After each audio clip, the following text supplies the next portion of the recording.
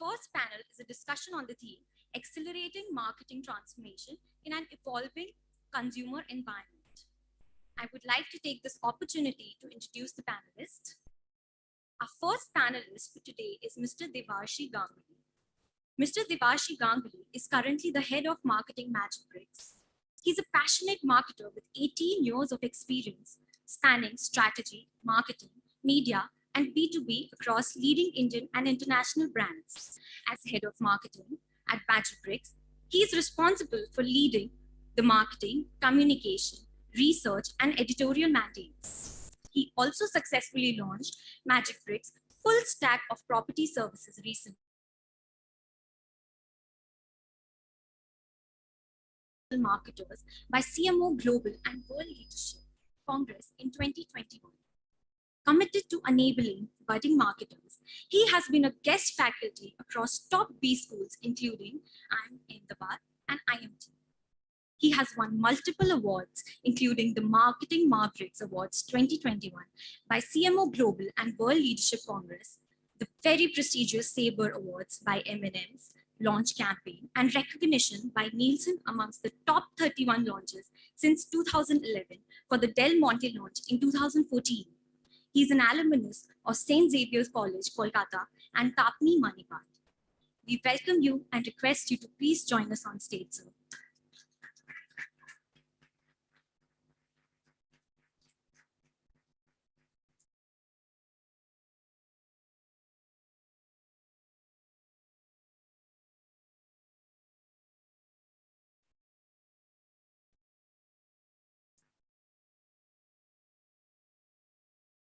Our second panelist is Mr. Venkatesh Kidambi.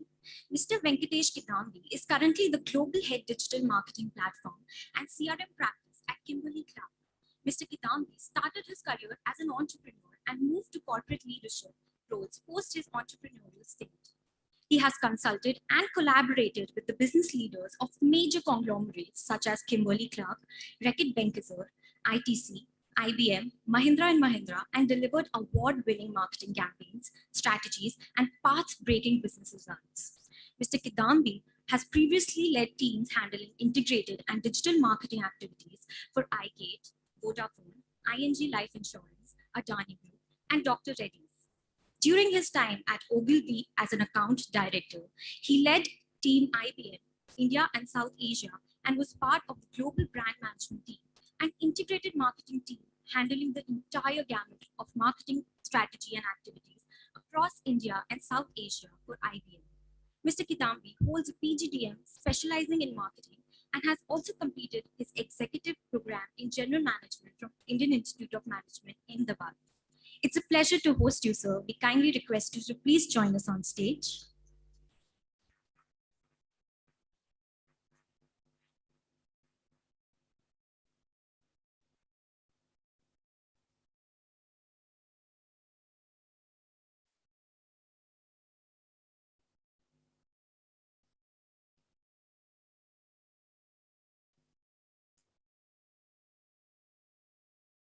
Our third panelist is Mr. Puneet Kapoor. Mr. Puneet Kapoor is currently the Chief Marketing Officer at Ebro India, a dynamic integrated marketer with over 18 years of experience in FMCG marketing. He specializes in launching and nurturing top brands with complete business accountability, strategic management, and brand marketing. Mr. Puneet has worked on brands with Ruabza, Rajnigandha, Pass Pass, Fena Detergent, Hero Cycles, to name a few. Before joining Ebro India, Mr. Puneet was responsible for the launch of Dolce Gelato, an Italian ice cream brand, and Rockford whiskey in India. Many of the brands he has handled are leaders within their respective sectors. Mr. Puneet is passionate about blogging and photography and has worked on various freelancing assignments with Bollywood celebrities. It's a pleasure to have you, sir. We now request you to please join us on stage.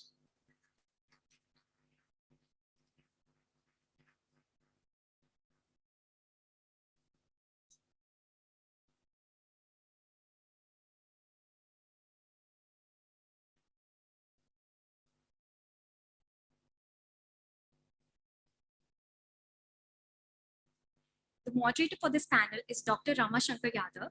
Dr. Ramashankar Yadav is a faculty in the area of human resource management at Indian Institute of Management, Rohtak. He has completed his fellow program in management from Indian Institute of Management, Ahmedabad. He worked as an HR manager with Tata Motors for 2 years before pursuing his doctoral studies. Prior to IIM Rohtak, he taught at Banaras Hindu University, Varanasi.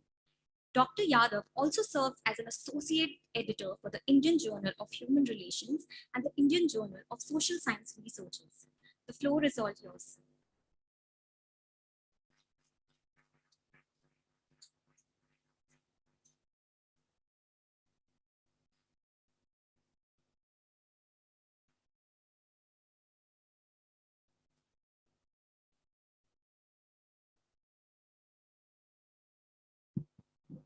Okay, good morning, everyone. Welcome to the Management Conclave. I, on behalf of our family,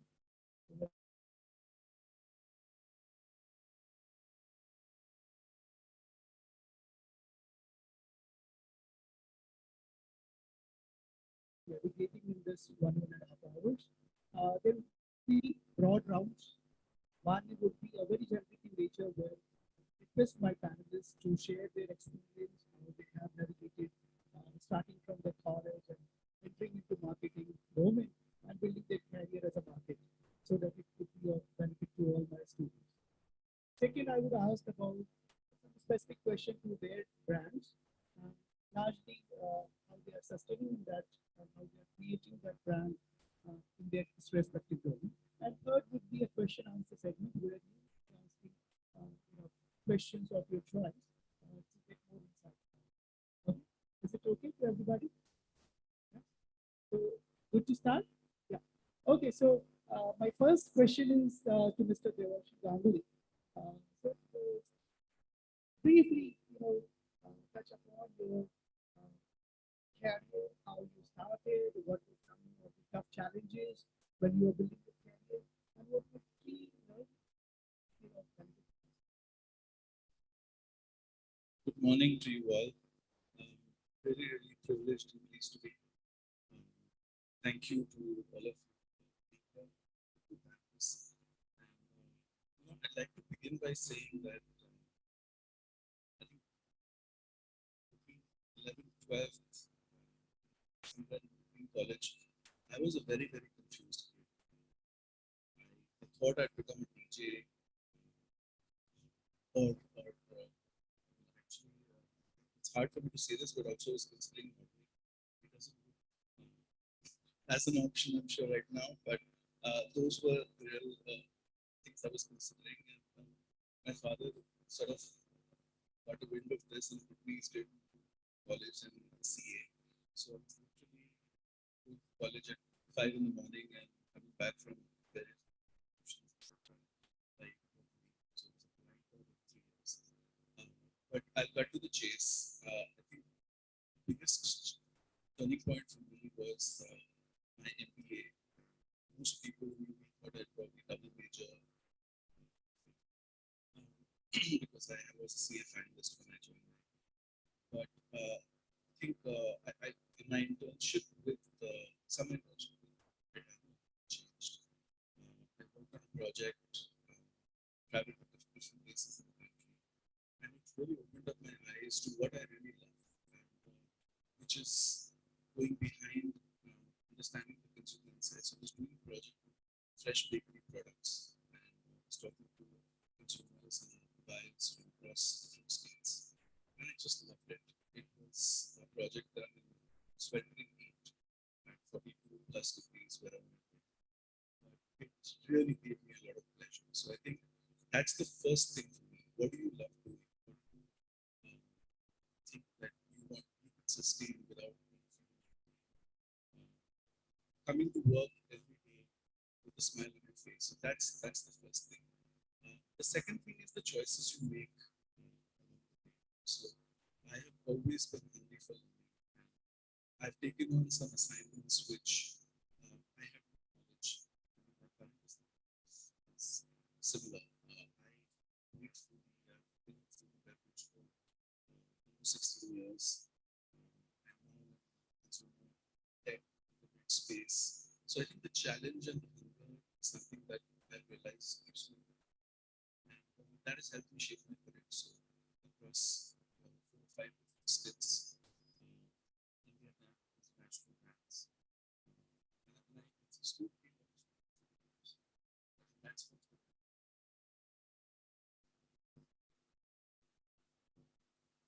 Thank you so much, Mr. Devashi, for sharing your thoughts. Now I would move to Mr. Venkatesh to share his word of wisdom and reach our student with his experiences so far.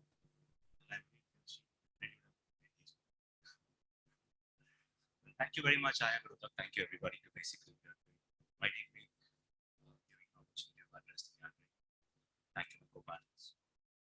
So, as Devashri said, I also had a very different kind of ambition when I started my career. I wanted to be a sportsman. I was a good cricketer. I was a basketball player. But injuries could lead to my sports dreams. And now here I am as a few as my.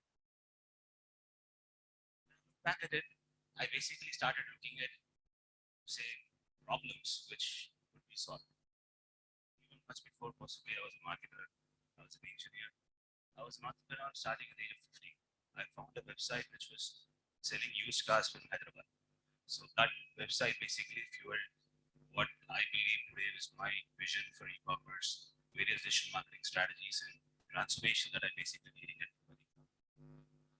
I looked at various problems from how technology could solve for business, how business can actually be transformed using technology. And actually, if you were to look back at it, the inspiration came from a movie called Jurassic Park.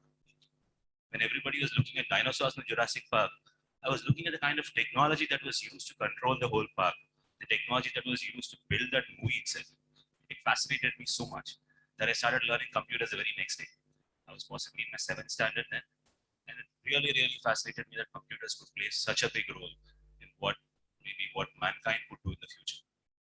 And then by the age of 15, as I said, I started my own company. I was possibly one of the youngest entrepreneurs in India at that stage.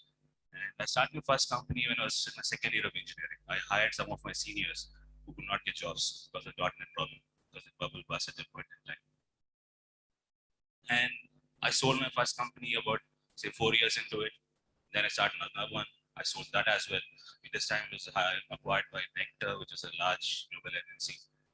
Then I moved on to various corporate roles. I first moved to LB, where I was an account director. I had an option of various great marketing leaders with Mr. Piyush Pandey, one of the very well-known creative geniuses of India. And then that actually where I learned the basics of marketing. I would say Ogilvy was possibly one of my greatest learning experiences ever in my life. Post that, I moved to Mahindra and Mahindra, where again I was leading a group level initiatives, working with the group level leadership. That's possibly one area where I really learned the pulse of the rural consumers. Looking at my stint with Mahindra Tractors, Mahindra Agri Industry, I really feel India is possibly not what we see in the metros, but what we actually look at the villages. That's from where India is built. The millions of people who live in the villages who actually produce a lot of things that we consume today are actually the foundation of our country. And then I moved on to ITC, where I was leading the marketing transformation practice. Again, a very great insight into how, say, what a great power to reckon with is the ITC sales and distribution system. It's a force to reckon with in the industry of marketing today. And then moved to Kimberly Clark, where I currently lead the global CRM and digital marketing practice. I also head the global digital marketing center of excellence out of Bangalore. This again presents very different kinds of challenges in terms of what technology again can play in terms of increasing our digital footprint, solving challenges which could not otherwise be solved by offline marketing channels, and how during the pandemic we could serve our consumers, how to reach the last mile, how we could put our products in the hands of every single mom who wanted a diaper is possibly some of the most exciting challenges that I have seen in my lifetime. And the pandemic, of course, led to the acceleration of our entire digital transformation activity. We today use more AI ML capabilities than possibly many tech startups. We use more digital marketing tools than possibly many of the other industries which are possibly in the digital space or actually digital industries. So digital transformation today is possibly what every organization is looking at, and what I would possibly encourage all of you today to look at how you can use technologies, how you can look at AI ML to basically change the way marketers are able to market and reach the consumers and sell the products better. Thank you so much, Mr. Venkatesh, for sharing your comments. It was a pleasure to see you. Now, our next panelist, Mr. Puneet Kumar, is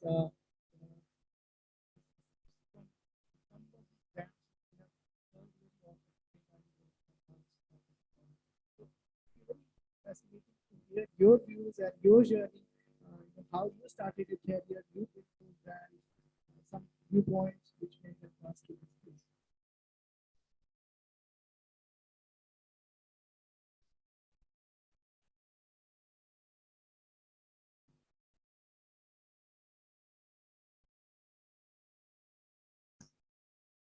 Good morning, everyone. Thank you for having me here. So, I also share similar kind of experience which Devashi spoke about. I also wanted to be when I was doing my 12th study. I immediately when it comes to one thing which I did was I started gym. I started gym. I joined a gym. I used to. I never used to miss a gym. I always used to wake up in the morning, 4:30 in the morning, 5 o'clock. I used to be there at the gym. I used to come back 9 o'clock in the morning. So that was the key which I got immediately after. And I was clueless what to do next. So and my father told me that you should get a gym. And that was the stage. I didn't know what is. I'm trying to be as candid as possible. I don't know what is. I just went inside the college. I started. I just know BBAs and so on. This was a course. I didn't know what they teach. That is where I started. And when I did my BBA, I got here. I got clarity. I started preparing for that. I felt that I couldn't clear the CAT examination, but I didn't say, I kept on going. I appeared for that. From there I started. I got admission in I'm not from a Premier B school like you. You're blessed that you're studying in IIMS. I'm not from IIMS. I'm not from Premier B school. I got admission in one of the very basic MBA school which was in Greater Noida. The name of the institute is Graduate School of Business and Administration. That is where I started my MBA journey. I did my MBA and I was very fortunate that I got out of 120 students, I got placed. Maybe I was blessed or I was doing good, I don't know. I got placed in DSW. And that is where I started my journey, my professional journey. And I started looking after two brands, Rajnikant and Passports. Initially for the first year, I'm just sharing this with you very openly, candidly, because I know I also come from the same background. I also started as a student, so I think I should be very candid. That is how I started. And initially for the first year, I was, how I started. I used to carry the salesman bag, which used to have Rajnikant and Passports. I was taken as territory marketing executive. My role was to manage, communicate between sales and marketing, and handle all the media activations in Delhi. I was looking after Delhi market. That is how I started. Every day I used to be there in market to understand what is the ground reality. One thing you should, as a marketer, you should understand is the ground reality. Till the time you don't have ground reality, you can't just sit in your office wearing a coat, blazer, tie, and you can't start your marketing journey. One suggestion to everyone is that first understand the pulse of the consumer. That is very important. Understand the pulse of the market, how trade works. I am sure most of you would be wanting to get into FMCG. I'm sure. How many of you wants to get into FMCG? Just raise up your hand. Yeah, I think large part of the crowd, almost 30%, 35% wants to get into FMCG. So if you want to get into FMCG, I'm saying leave FMCG. Wherever you go, try to understand the pulse of the consumer. Yeah, that is very, very important. I started with DS Group. I launched Meeta Magic there. Initially, after 1 year, I was taken over by brand team. That is how my brand journey started. I was looking after Pass. Eventually, I got Rajnigandha also. And I launched Meeta Magic. I'm sure most of you must have tried the red color Pass Meeta Magic. It was very challenging for me because it was my first assignment. I didn't know. I was learning. I was in the learning phase. For me, learning as a marketer, learning never ends. It's an ongoing process. The way the consumer behavior is evolving, the transformation is happening. It's a continuous learning. I keep on learning. I learn from my seniors. I learn from my juniors also. That also you should keep in mind as a student. Now, I was there for 4 years.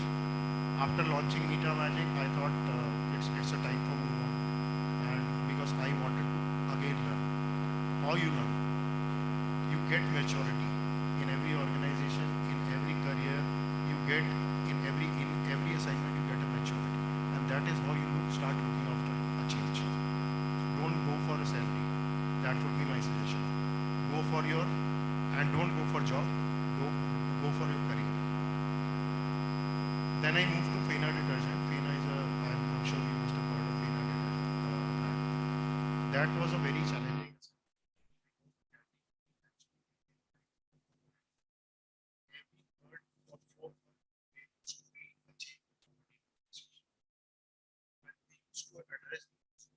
And this is a very price sensitive category.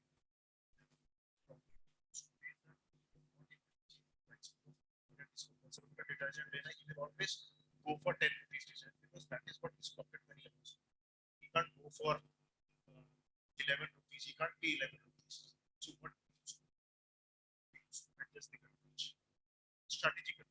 So that is a strategic which yeah. So that was very challenging. I was there for 2 years. Then from there I moved to Indore. I was heading the consumer division. I was looking after Absar, Badamchi, and some. That was a very, very, I think that was the best assignment I have ever had in my career. And the current assignment which I have. Why Absar? Because Absar we were not in category. Our 60% of the contribution used to come from North and West. Vis-a-vis category, almost 60 to 70% of the category sales used to come from South. So we were not in line with the category. This is the other reference which I want to share with you as an insight. We should always keep in mind that whatever you do has to be, whatever you strategize has to be in line with the category. Think about the category, understand the category, and act accordingly. That is very, very important. So that was the main challenge there for me. And we thought of launching a small Absar bottle. Reason being because we were not there in South. It was a tangy market because the taste palette was very tangy in southern India. So we thought of launching a small Absar bottle to generate trials. And today we hold decent share in southern market. Then after after serving Indore for almost 4.5 years, I moved to Hero Motors, and I was looking after Hero Cycles. I was looking after new product development, new launches. That was for a very short stint. I got to know within a 6 months of time that this is not meant for me. वो बोलते हैं ना हिंदी में ये बिना बात के पंगे ले लिए. So I took it as a पंगा. मैंने बोला मेरे को जॉब आ रही है, I'm getting good profile, the company is good, cash rich company. At the end of the day, that will add a new dynamic to my overall thought perspective. Because the more you move to category, the more your knowledge increases, the more you become dynamic. So मैंने बिना बैठे बिठाए पंगा ले लिया. I was there only for 1 year. After that, I moved to a company called Modilva. So it was an Italian joint venture with Modilva. I started looking after a brand called Dolce Gelato. I launched that brand in India. It's an artisanal Italian ice cream. It is radically different from regular ice cream because the air content in the ice cream is very less, and that is the reason you must have experienced whenever you have ice cream, you get crystal effect on your palate. That is because ice cream has a lot of air content. 60 to 70% is air, whereas only 30% is product. Whereas in case of gelato, it's completely opposite. 17% of is product and 25 to 30% is air. That is the reason you get that creamy feel. If you ever had gelato, you will always get that creamy feel. Yeah, that was very challenging for me because again that was a new stint. I moved from FMCG to FNB. So there is a thin line difference between FNB and FMCG. In FNB you have to open new outlets. So we started opening new outlets. We started one open outlet in GK1 and C block. And it is not a profitable business. FNB is very hard to handle because rental kills you. You have to strategize FNB in such a manner that at the end of the day, what we are here for? We are here to earn. Both from top line perspective as well as from bottom line perspective. Yeah. So that was also a challenging yet learning phase for me. And after that, I joined this company, Ebro India. So we are part of Ebro Foods Spain, and we are largest globally in rice and second largest in pasta worldwide. So I am handling marketing as well as organized sales business. So marketing, we are primarily into ATL BTL. Like we learn ATL, above the line BTL. So we follow those above the line BTL. And digital marketing obviously because that is the need of the hour. Third, I also look after organized trade sales, e-commerce, modern trade, this thing. So quite a learning experience for me because the category is at the end of the day, rice is a commodity, and to emerge as a brand from commodity itself is a big challenge. Thank you so much, Mr. Puneet. And now we will move to the second round where we would be asking specific questions to our panelists from their domain. So my first question would be Mr. Devashi again. That moving from F&B business to now Magic Bricks. Now, what sort of challenge you are facing when you are heading marketing for Magic Bricks, and when we teach marketing, when we talk about value proposition, we talk about the value, the awareness, and inevitability, which makes our brand more sustainable and to have competitive advantage. Now, I would like to hear from you that what sort of competitive advantage, what sort of challenges you are facing and you are navigating to make Magic Bricks, in the top line of the segment. Very interesting question. I think the biggest challenge I face is taste what I'm watching. Having been in food and beverage for almost 16 years. But no, jokes apart, I think it's been a massive leap from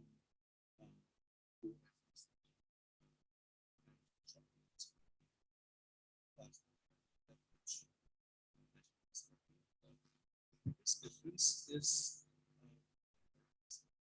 so structure. At the heart of it is the product is always available, always and powered by them. So it's accessible by anyone. Which is based on which becomes an entry barrier or used to be an entry barrier. I would say it's not so much an entry barrier today. But just to give you a contrast, I mean, building an FMCG brand, the first thing you want to talk about, like we talked about, is what is the category context. The only point of departure to what Puneet said is that while the category becomes the context, it's not necessary to follow the category because disruption is about how you build something new for the category. So when Ola and Uber came, they actually challenged the ownership model, right? And said that, I need to get persons in place in a different way to access.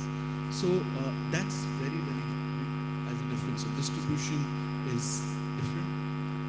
Second, everything is data, right? So not to say that FMCG, we just do scientific principles, we follow a funnel in terms of product, you test it, uh, but here you are at all times having access to what the buyer and you continuously sharpen your product. So I think it's a mindset. Because once you've launched a product, you probably look at a cycle time in terms of product. But here, it is continuous. And the third thing that I've realized is that, you get very attached to your products. And one of the things I've had to learn very quickly is if something is not working properly, it's easier said than done because you spend a lot of time developing product or services, so on and so forth. Now, let me back up a little and tell you how things work and to give you a slight context of Magic Bricks. So at Magic Bricks, I manage 3 separate teams. So there is a brand and marketing team which includes digital, PR, and media. There is a completely different team that is managing the YouTube channel. We have a channel called MBTV with almost 200,000 subscribers. What we do is there are anchors, there are photographers, editors, and they are across the country putting content together. And third is there is a team that does research. This is not consumer research, this is domain research. So we look at our database, our search trends, our what consumers are looking at when they are querying to derive insights into stuff like the rental market, the property residential market, and make predictive analysis of it as well, right? So people can take a cue on what is the right time to buy a product, to buy a house, or should I rent this one. Now, part 3 of this conversation is that if you for a moment just think about the category which he was talking about, some of us buy a house maybe once in a while. So the biggest challenge of this entire category is how do I sustain myself going forward, right? How do I bring more and more people into this journey?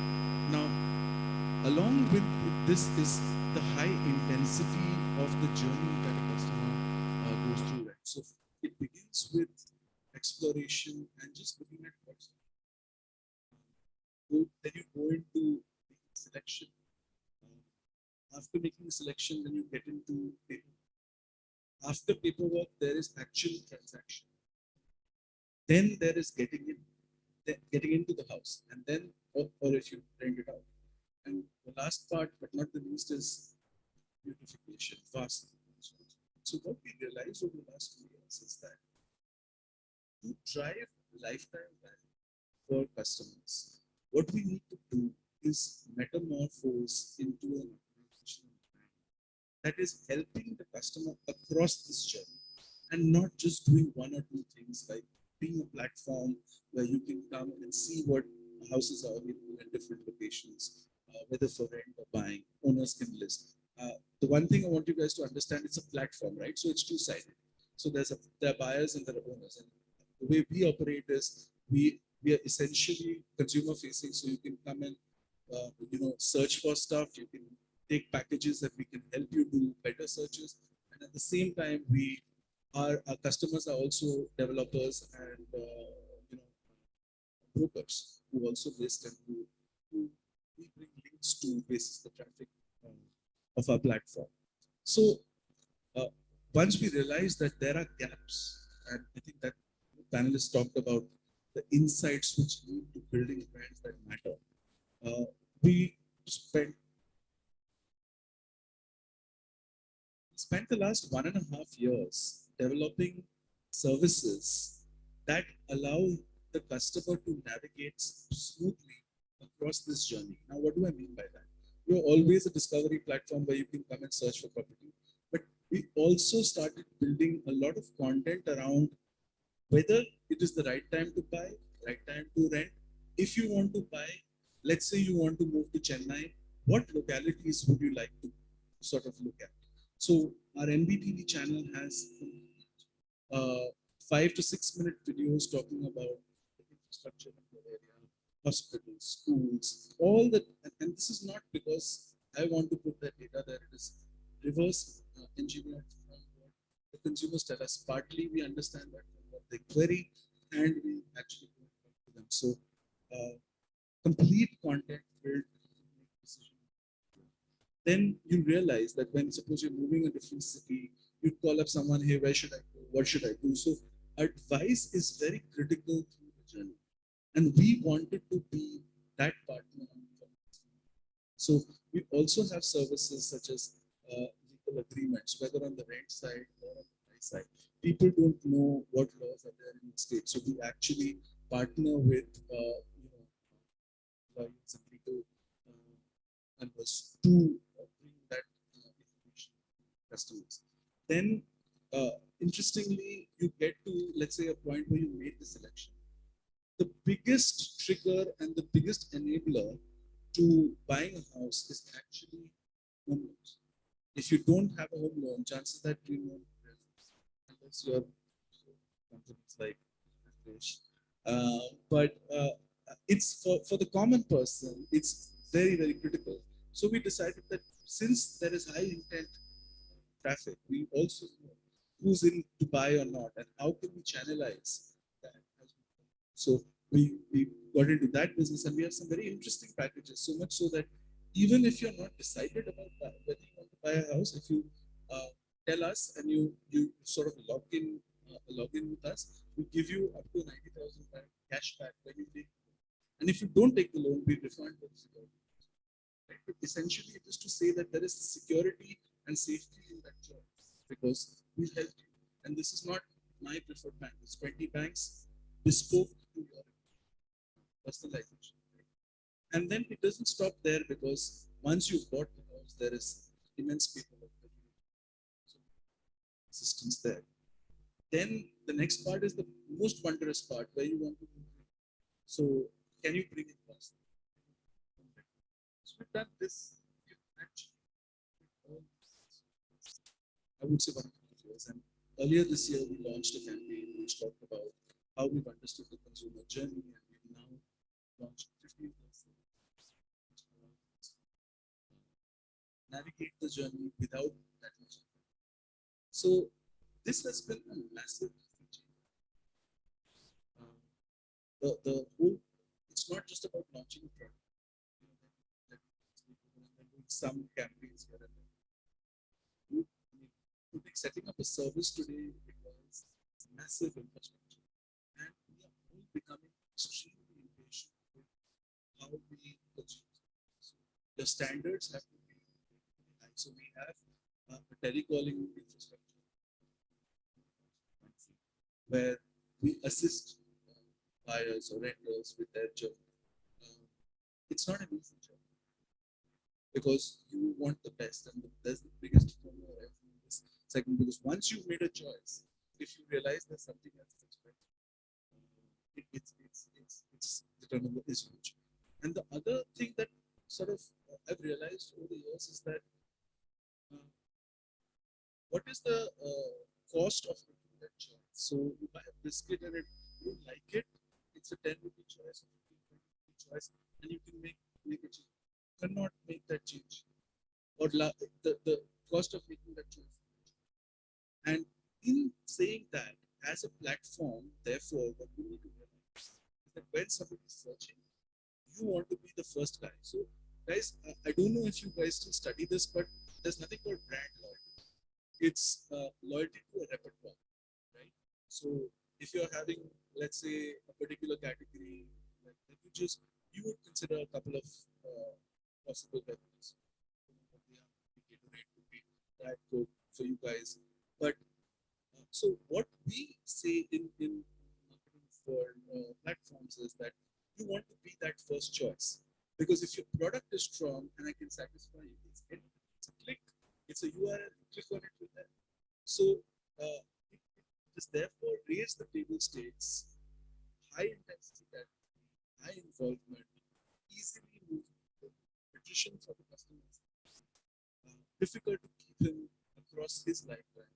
So I think a lot of challenges, but very, very exciting space because we're trying to help. The purpose at the end of the day is to get you through. And if you can do that in a good way, you can be remembered and you, as a brand, therefore you will have the ability to do it. Which is why, as a search partner, it will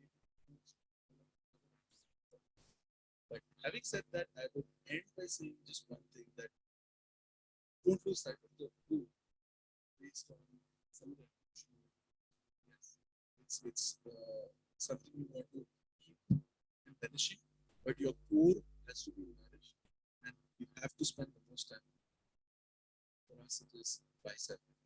So make sure these things are great. We need to make sure people get for a direct owner. So excellence in that regard is not. Thank you so much. Thank you so much, Mr. Devesh. So one quick follow-up question, not follow-up question, rather my curiosity, because as you said, that, when we purchase a 10 rupee biscuit, it's not a very huge cost. But when we are trying to purchase a house, and we have seen a lot of visual or artificial reality on web, but when we are going for physical verification or that what we call in 7th P of the marketing, the physical evidence, and the evidence is not as appropriate as was the used. So how you try to match that gap so that the consumer is not in a deception that ये जो दिखाया था वो तो नहीं, because the huge attrition is happening at that point. So how you match that? It's a brilliant question. I don't think I have a silver bullet, but I think we are trying to look at solutions. For instance, there is a solution we are which is to do a live demo. So as you would understand, when I'm, let's say I am putting up my house for sale, I would try and put up the best pictures, right? And perhaps get it painted before the sale and so on and so forth. And you may not see the cracks in the bottom of the bathroom door. So to be able, and that's a normal situation that most of us will face. So the idea is that so we have a relationship managers as well. You can actually sign up for it and say, hey, I can't come to that city, but he will take you through and he will walk you through whatever you want to see. So that is the enablement that we are seeing today. And that is the kind of expectation. Yes. Of course, it comes at a price because none of this, if when you're in the market, you probably have to go to many places to see the site, to see the demo house, like some developers. So there is a certain effort. We are trying to bring convenience and security, but unfortunately, at this moment, is it foolproof? And not everybody will sign up for this, right? So you are expecting a certain action, which over a period of time, because the platforms which have a lot of noise will ultimately anyway see that. So it's our job to make sure some of these things in the best possible shape. But having said that, it's good. Thank you for that. So now moving to technology, our technology giant, tech giant, Mr. Venkatesh. So you are, since your school days, you were fascinated with computers. Now you are, handling so much on the digital space. And when you are handling the digital stuff of your company, so what are some criteria, which you actually take into consideration when you are talking about platform, when you are talking about the data security, and the data protection? So if you could highlight on those angles that as a company, yes, everybody is talking about e-space, digital spaces, but managing that and making a competitive advantage out of it is not everybody's cup of tea. As a tech, tech specialist, I would say, of the takeaways that yes, these are some of the things which you need to actually focus on when you are managing digital platforms for your companies and when you are managing huge set of data, often we call as big data. Sure. Well, let me start off by saying, as both of my panelists have said, it's about the consumer insight. I'll give you one very famous saying which one of my professors actually has told me. Analytics is a ritual. I mean, all of us go to temples, do pujas, do all kinds of homa, yajna, mahavan. But God, I don't know everybody, what of us have reached God. So insight is God. So you do not know how much ever data that you have, how much ever analytics that you do, AI, ML that you have, that you actually might have a consumer insight that's actually going to crack the, or maybe the silver bullet for the problem. It takes immense amount of consumer empathy to basically do a lot of consumer immersions. To firstly understand what data do you need to collect? What data should I even look at collecting? And two, what kind of data is consumer comfortable sharing with us today? The kind of say loss that we are basically facing. You look at the, because I come from a global perspective, I look at basically how a European Union would basically handle data. They have something called GDPR. It's basically ensuring that data is protected and the consumer has every right to ensure such data is not misused or the data is not, say, used to continuously target them and retarget them without their say consent or even without possibly say abusing them on internet. That's how I would look at it at this point. You continuously follow them around. So if I go to a website, suddenly I see everywhere I see that particular brand following me around. Now, do I really require to do that? Is that the experience that I'm really looking at? These are some things that we need to first understand before even we start collecting data. Now, secondly, coming to platforms. Now, today, a website is almost of no use to us. Most of us. Say, for example, we have brands like Huggies, Kotex, which are possibly into hygiene space. How many of you would have possibly gone to a Kotex website or a Huggies website? Do you go to a Pepsi website before you drink Pepsi? Or a Coca-Cola website before you drink Coca-Cola? Today, most websites are actually of no use to us. It does not make any sense to build a website. Most of the content that is being consumed of the brand is being consumed on platforms other than the brand owned platforms. You go to a say Instagram, you go to a YouTube, you go to a Facebook. Facebook again is deteriorating. You will go to other social media platforms where this content is easily available to you. You read about a brand on newspaper, you basically learn about Twitter firing its CEO on Twitter itself. So that's how you basically are today consuming content. So the platforms which are essentially there are basically gone bygone days. 10 years ago, every brand would have wanted to build a website. Today, brands building websites are actually not really putting their money where it's worth. For example, Devashi talked about how they're looking at, say, virtual demos. I'm possibly going to throw a question to him. What do you think of, say, Magic Bricks on Metaverse?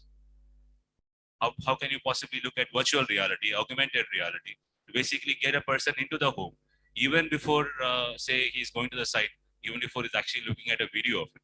So can every single material in a home be explained on a metaverse? Yes, it can be. Tomorrow's e-commerce stores are not going to be today's e-commerce stores. It'll be a metaverse store. It'll be a virtual reality store. The today touch and feel that you do not actually see can actually be felt in the metaverse place. You can actually be, entire storefront would be customized to you. Today, a storefront is dictated by the margins of, say, what a retailer makes. You go to a, say, Reliance, you will see a particular set of brands at the top of the shelf, which basically makes Reliance most amount of money. But tomorrow, if you walk into a metaverse store, you basically would see those products that you are basically interested in. So that's where data starts coming. What do I start collecting? I start collecting your preferences. I might not collect enough about, say, your age and other things, but I start collecting what are you interested in looking at. I start collecting your buying patterns. I start collecting what kinds of websites you have not visited. That means you're not interested in those categories. So I will never advertise over there. So we start collecting preferences of various things. Coming back to, say, contextualizing for my own business, say Huggies. Now, most people think a diaper comes into a, say, person's life once a child is born. But using various of our market research tools and techniques, we have found that a mom actually starts thinking about diaper in the third month of a pregnancy. So it becomes very important for us to start engaging that customer right from there. So today we are partnered with various hospitals, various gynacs, options to basically start collecting a mother's data right from a first trimester of pregnancy. In countries like Hong Kong, maybe even the fourth week of a pregnancy, because it's much more advanced, mature market. So we have much more data available over there. So it's my engagement and my experience of the consumer starts right at the fourth week of pregnancy, right till say when the kid is 18 or 24 months old. So we have an entire CRM program which basically takes the consumer through the entire say pregnancy, and how we can be a partner to a mom in a pregnancy is the challenge that we face. It's not about selling diapers. Today I don't no longer sell diapers. I don't sell a product. I sell an experience. Every brand today in the market today wants to sell an experience. Your product is possibly an afterthought. So if only if a consumer has bought into your brand, bought into the experience they get, bought into the overall, say, what are the values of the brand. Today, you would see Mr. Anand Mahindra coming up and talking about how Mahindra and Mahindra is going to be carbon neutral in about 10 years. Because it actually makes sense to our consumers to basically make preferences on what kind of brands that they're associating. So I would not buy a car from Mahindra and Mahindra if I know Mahindra and Mahindra is a highly polluting company. So I might want to look at what kind of say experiences that are there, hence the company's goals. All of this actually again comes back to the data that we collect. So if my consumers and customers are not interested in carbon footprint, it makes no sense for me as a brand to look at the carbon footprint as a whole promise to the brand values. So brand values, brand experiences, consumer experiences all starts with how we start looking at the consumer, what insights that we have, what data that we collect, and hence all of these are interlinked to one another. And in terms of, again, as I said, platforms in digital space today, every day a new platform comes into picture. Sometime back there was TikTok, sometime before there was no Instagram. There was only one Facebook where all of you would not have been there. Today, looking at the crowd and audience today, you might not have used Facebook enough. Today you might be using Instagram only. So it does not make sense for a brand to have a Facebook page, keep posting on it, keep making content for Facebook. It does not make any sense for them. So today we'll see what brands are making small reels for Instagrams. We are looking at influencers who talk about brands in YouTubes. So the entire way a brand looks to connect with the consumer and the way the content is consumed by the consumer is actually dictating what digital platforms are doing. And then here comes the actual magic. AI ML actually learns more about the consumer than a marketer can ever. So all the data that we are collecting about today about the consumer are fed into AI engines. We have, for example, we ourselves have Salesforce Einstein as one of the major technology that we use to basically go through the entire gamut of data that we have and create various, say, inflection points where we can actually touch base with the consumer. Today, I do not know when a mom is actually interested in buying a diaper. I do not know how quickly she'll run out of her diapers. But an AI/ML algorithm can actually make that prediction that a mom has purchased the diapers over a year, months back, and her purchase frequency actually tells me that she will need a diaper in about 3 days from now. This is the right time to target her with an offer, and this offer will lead her to possibly purchase again. This repurchase cycle that we are looking at, the targeting cycle that we are looking at, is now become much more AI/ML driven. So also, in possibly some time back, if you look at, you possibly have a media agency doing your media buying. A lot of media buying agencies make a lot of money out of, say, 7 to 10% of your media expenditure goes to media agencies. Today we don't have that. Today we have digital platforms like digital demand side platforms. We have ad exchanges where we are selling ad inventory just like we have stock exchanges. So based on demand supply, the price of inventories goes up. So today we are completely looking at a system where AI places orders on that ad exchange.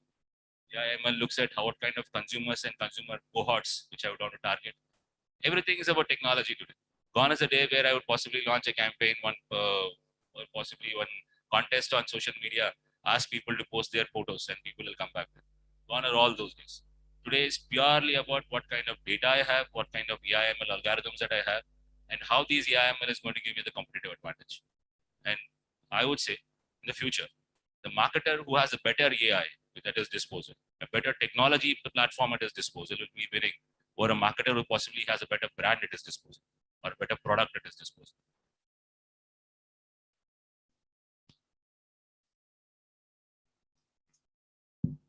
Okay, thank you so much. Technology is going to be the game changer.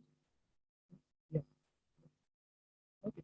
So now moving to Mr. Puneet, unlike what Mr. Devarshi and Mr. Venkatesh they are doing, your brand is typically different. Where you are directly not to the boutique market. You are in, somewhere at the larger B2B giants or more than that. So how you differentiate your product, because your brand there is largely not in the content show business, because there your consumer is asking for something different. So how you handle those challenges and how you maintain your competitive advantage with your competitors. So let's start from the which I launched in India and way back in 2009. And initially, so what happened initially? That is there we are. So we started importing from eventually we realized that large chunk of the category share actually comes from Yes. And what we were importing was a room meat, 100% room meat pasta. The share of that pasta category is very, very small. So that is where we decided to set up a plant here in India. And we imported this plant from Switzerland. It's 100% automated plant. And we further deep dive and went inside the category to understand how we can, further create a complete catalog. Who are the customers? am I going to reach out to B2C or should I reach out to a Horeca consumer? That is what we further deep dive and analyze that there are different touch points. My one touch point is the end consumer. So for that we launched a complete basket of Panzani pasta. So that was one. Second was Horeca. Next touch point was Horeca. Now, if you deep dive and understand, Horeca also has been divided into two parts. One is a Horeca which caters, so which is specially developed for five-star hotels, five-star or four-star hotels, which serves you gourmet product. And the other Horeca is the caterers, because that gives you a large chunk of business. So for that also we needed a product. For five-star also, hotels also we needed a product. And at the end of the day, consumer is the consumer. You can't neglect consumer. You have to reach out to consumer. For that also we developed this. Now this was not the end of the story. The category was very fragmented. So there were more than 20 brands operating. And my vision was always to come out. I didn't want to become a meat brand. Because at the end of the day, pasta is an emerging category. It is growing in double digits CAGR. But at the end of the day, with so many brands in the market, with no clear reason to believe, you become a me too brand, which I never wanted to be. We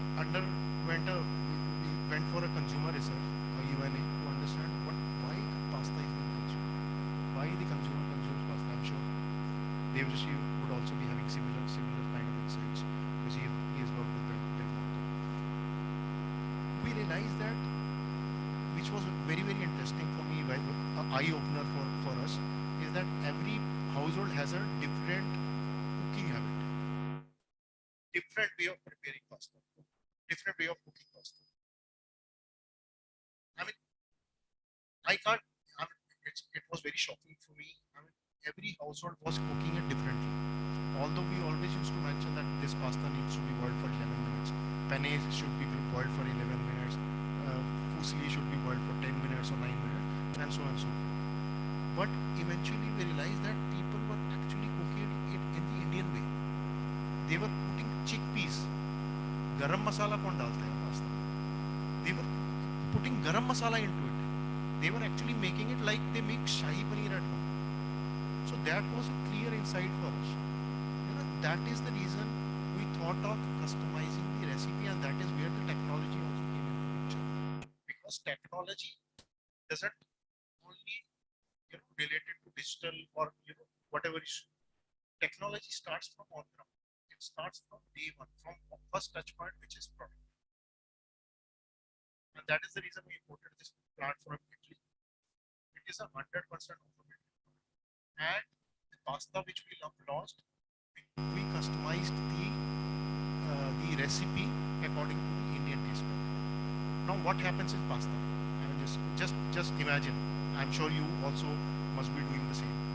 You never looked at packet and how much time it needs to be boiled. You generally chew it, puncture it with a fork, chew it, and that's how you have your own psychology, or you have your own perception. या मेरे हिसाब से बन गया क्या, नहीं पका तो और मैं उबालता हूँ उसको. That is how the mentality of Indian consumers. They don't like al dente pasta. They like shahi paneer, जो पूरा पका हुआ पास्ता होता है ना, चाहे वो गल जाए. They want that kind of pasta. So we customize the recipe. We gave elasticity in the recipe, in the sense that even if it gets overboiled, overcooked, it will not break. And that was the talking point which we took, because every household was cooking it differently. वो नहीं देख रहे थे मेरे को 9 minute boil कर रहा हूँ, I am boiling it for 10 minutes, I am boiling it for 11 minutes. So we gave the elasticity in the product. So that was the first thing which we did. Secondly, we positioned the brand on cook the way you want, because that was actually happening. And when you talk in the consumer language, that's where your product gets connected to the consumer. So we called it cook the way you want, and that is the positioning plan which we did. We told them, jitna boil karna karo, cook the way you want. You want chickpeas inside, you want garam masala inside, you want kali mirch inside, whatever you want, just put it, have it, and done. Yeah. So that is the positioning plan which we took. Secondly, that was one category which we launched for the Indian taste palette. Obviously, we had the gourmet pasta also, which gives you 100% al dente taste, which we launched for premium pasta consumer. So, for example, if I divide Delhi into 4 clusters, South Delhi is a market, particularly if you talk about Khan Market or GK1 or GK2, it's a market which demands gourmet product. Their disposable income is so high that they have traveled across the world.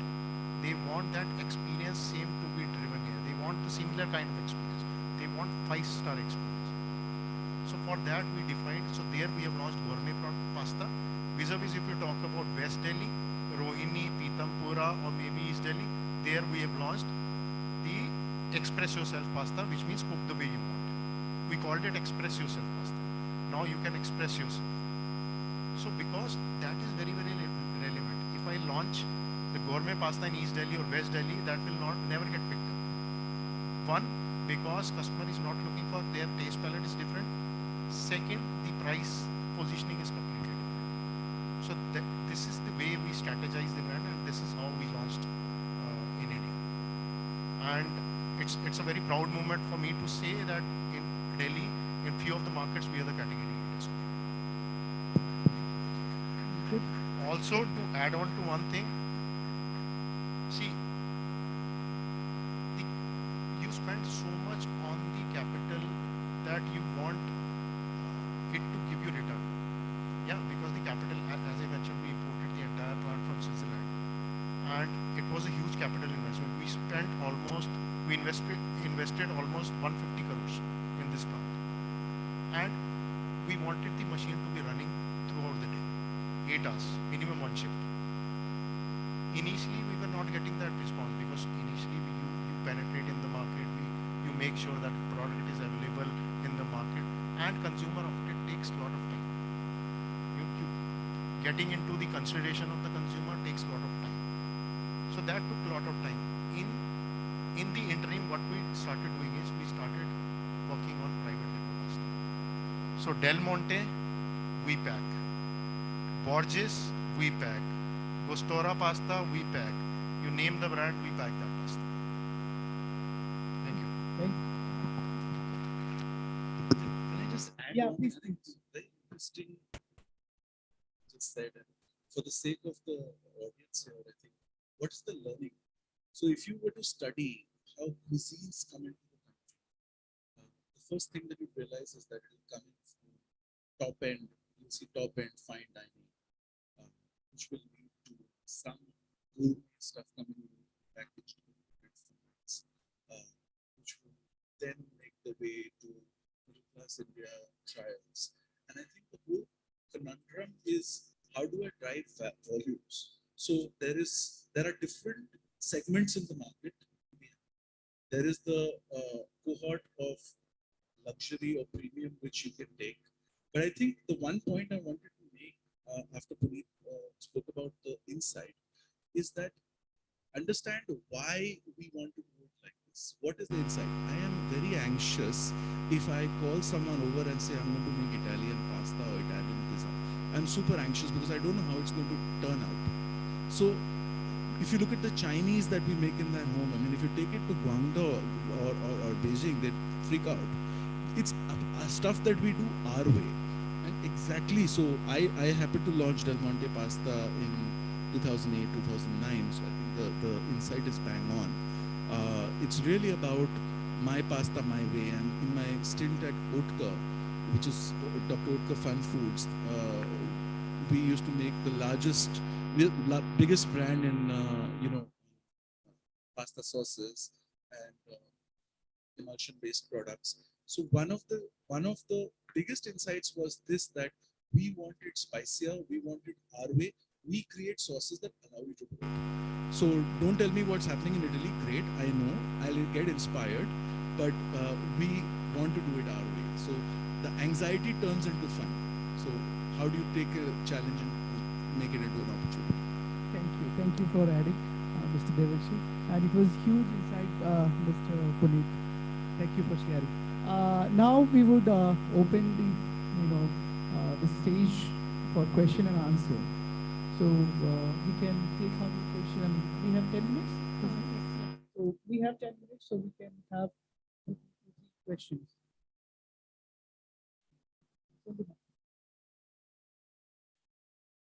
Yeah, please.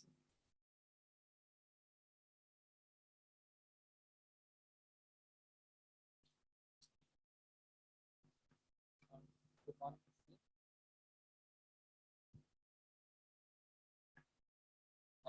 Shardul from PGP 13 batch. So I wanted to ask that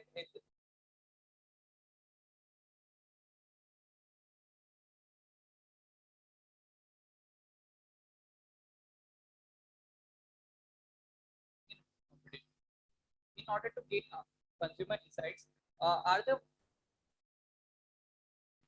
to buying their products rather than serve them? Right, privacy when so much data is available to them. So, very interesting question. And right there, you had technology going a little out of sync. So what are we trying to do? I think the chief marketing officer and the chief information security officer are today somewhere in conflict, and rightly so. On one side, there is inquisitiveness, right? Which is, I want to know you better so that I can serve you better. I want to give you the best consumer experience. On the other side, there is, hey, I don't want to be disturbed at this time or that time and so forth, right? So where do you strike a balance? Now, in that conversation, I think the most important thing to realize, and I think there's a Deloitte study which you can look at. It's interesting. What it talks about is 3 different axes. One is, what is the relationship? Yeah. What is the transparency and levels of transaction that you have?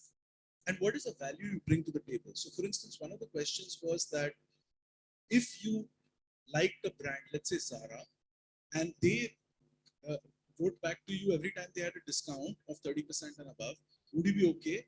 The answer was an overwhelming 57% said yes, right? So you can look at it from a scale of creepy on one side to useful. And on the other, you are discussing something with, let's say, your better half, and you're talking about your need for coffee, and your instruments just heard you and has popped up with something which could be completely creepy, right? So it is an amalgam and a balance of what you do. So what we are saying is that you need to respect the consumer's privacy. You need to, but you also today, what is digitalization done? What did Venkatesh just say that we can address n equal to 1 with personalization. I can do what you need, not what this whole group needs.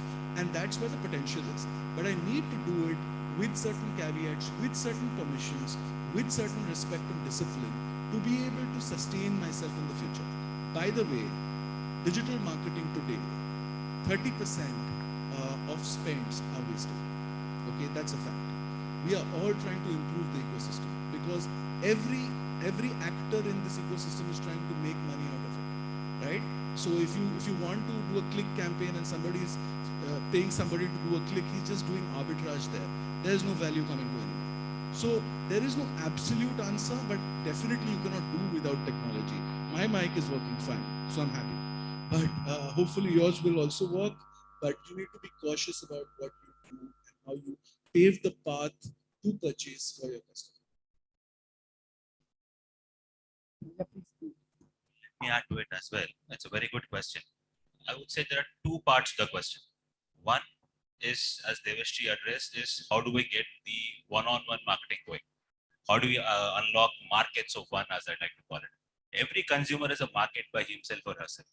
So knowing more about the consumer and unlocking that market value is what digital marketing aims to do. That's what digital marketing allows you to do. Whereas the other aspect is to how do we balance the privacy concerns? How do you also address the consumers, say, various other concerns like how are you misusing my data or using my data or manipulating me? That's the second half. Now there is what we increasingly look at as a permissioned or consented marketing. Have I obtained your permission to get your data? Have I got your permission to basically use that data, analyze it in the ways only possibly AI/ML engines can do, and then target you with that data? So this permission and consent obtainment from the customer is the first aspect of it. Now, second aspect which is very important is the law. Basically today, every government is coming out with a law where what you can do with the consumer data and what you cannot do with the consumer data. California has a CPA, European Union has a GDPR, Vietnam has come out with one, Hong Kong already has one, China already has its own data residency laws, India is also coming up with Intellectual Property Right Protection Act, and also includes IT Act, which has got a large amount of data residency components to it, and how data privacy has to be protected. So governments and the law is going to be protecting the consumer and the citizens going forward, because digital marketing and e-commerce is going to be a large chunk of how people are going to buy in the future.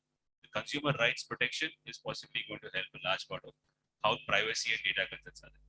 And as to manipulation, well, I'm sorry, I possibly might not be making the most politically correct statement here, but marketing and sales has always been about manipulating people a little. You always need to nudge people a little. The nudge theory, the nudge whole concept of nudging people forward is about how you can get them the right direction. It's about a brand's values. The brand goes on and makes a statement that I never exploit my consumer, or I'm always honest with my consumers, then it's a whole different ball game altogether. You cannot make that kind of tactics wherein I'll possibly first increase the price of a product and then give you a discount of 30%. Or like airlines do, whenever there is a surge, I basically take it to 10,000 rupees and then give you a discount coupon or an upgrade on it. So all of these things are manipulating in some way or the other. So it's ultimately the brand as a whole concept needs to look at how I am getting intimate with the consumer, how I'm building the trust, and how I'm going to manage the relationship with the consumer over a period of time profitably. Now, if not, if it's only a run by night show, I'm going to disappear tomorrow, then it's of course exploiting the consumer and then manipulating them. Other questions? Yeah, please. Pass on the mic to them.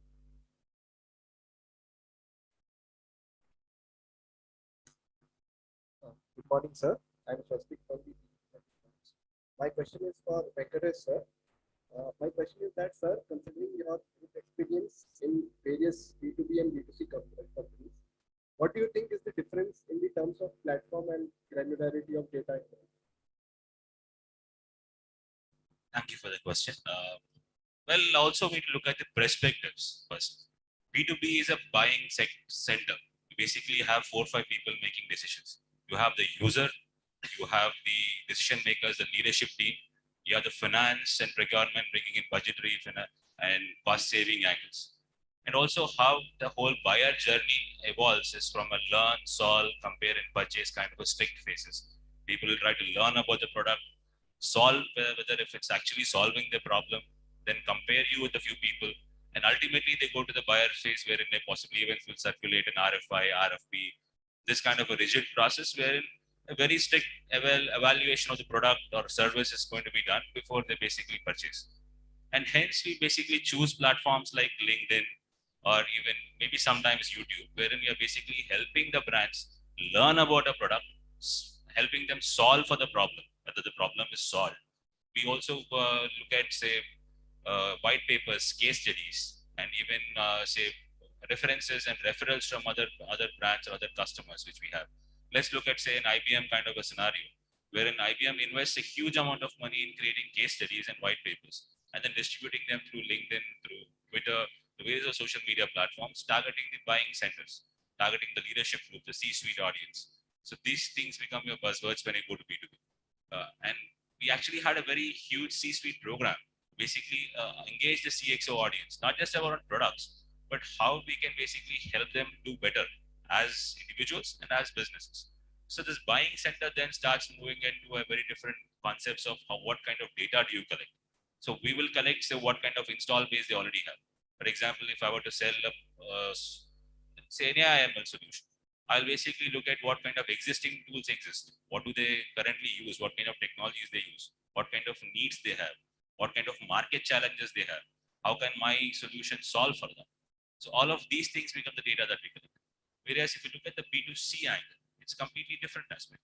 Now I'm looking at what kind of, say, preferences you have. For example, one person is not going to go through this entire phase, maybe in very costly products. Devashri was pointing out, he's basically, when you're buying a home, you possibly will look at the entire cycle. You look at the society, you look at the community, you look at 10 different people, look at how you're going to fund it, all of these things. But say if you're buying, say, Pepsi, Coke, how many of us even think about, say, what is the benefit that Pepsi gives over Coke? It's sometimes even about availability over there, and possibly about brand recall, brand preferences that are built. And hence you see Pepsi and Coke looking at celebrity endorsements. For example, if you prefer a particular celebrity over the other, they might even go for thumbs up. So that depends upon how you are basically looking at yourself as a brand image. So it depends again. B2C is completely about building that preferences, image, and then if you're looking at data collection specifically, I might possibly collect your name, your age, your gender, your education, your location, which will enable me to sell it to you better, and your preferences online, your online behavior. All of these data then goes into algorithm which predict what kind of buying pattern, buying behavior you might have. Will you fall for a 20% off, or you need a 50%? All of these things are today predicted. I can get lookalike audiences. I can predict what each one of you today is actually possibly doing. And some of the ads that you might be seeing online is actually influenced by what your friends over here are doing as well. So if your friend basically goes and watches a particular website, the brand understands somebody looking very much like you in the same area. All of you might be logging in particular location. I'll pick the location from there. I'll target that particular individuals over there. So your friends, what they are doing influences what you see, what the kind of content that you see. If some of your friends go for 50% off, you'll get 50% off. They're actually going 20% off, then you'll get 20% off only. So it's all about how you as a cohort behave, and that's how you're basically looking at it. And there's also a point where both of them actually merge. You're looking at a very small business, small and medium scale businesses. Many of their choices might not be very different from what a B2C kind of an audience also will look at. Ultimately, everybody is an individual. I hope that answers the question. Okay, thank you. One last question.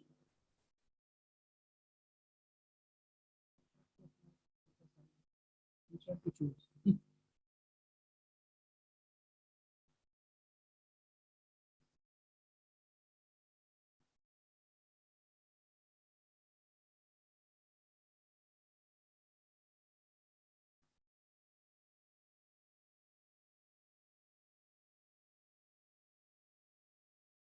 Hello, greetings panelists. I am Kshitij from PGB 13 batch. I have a question specific to the FMCG sector.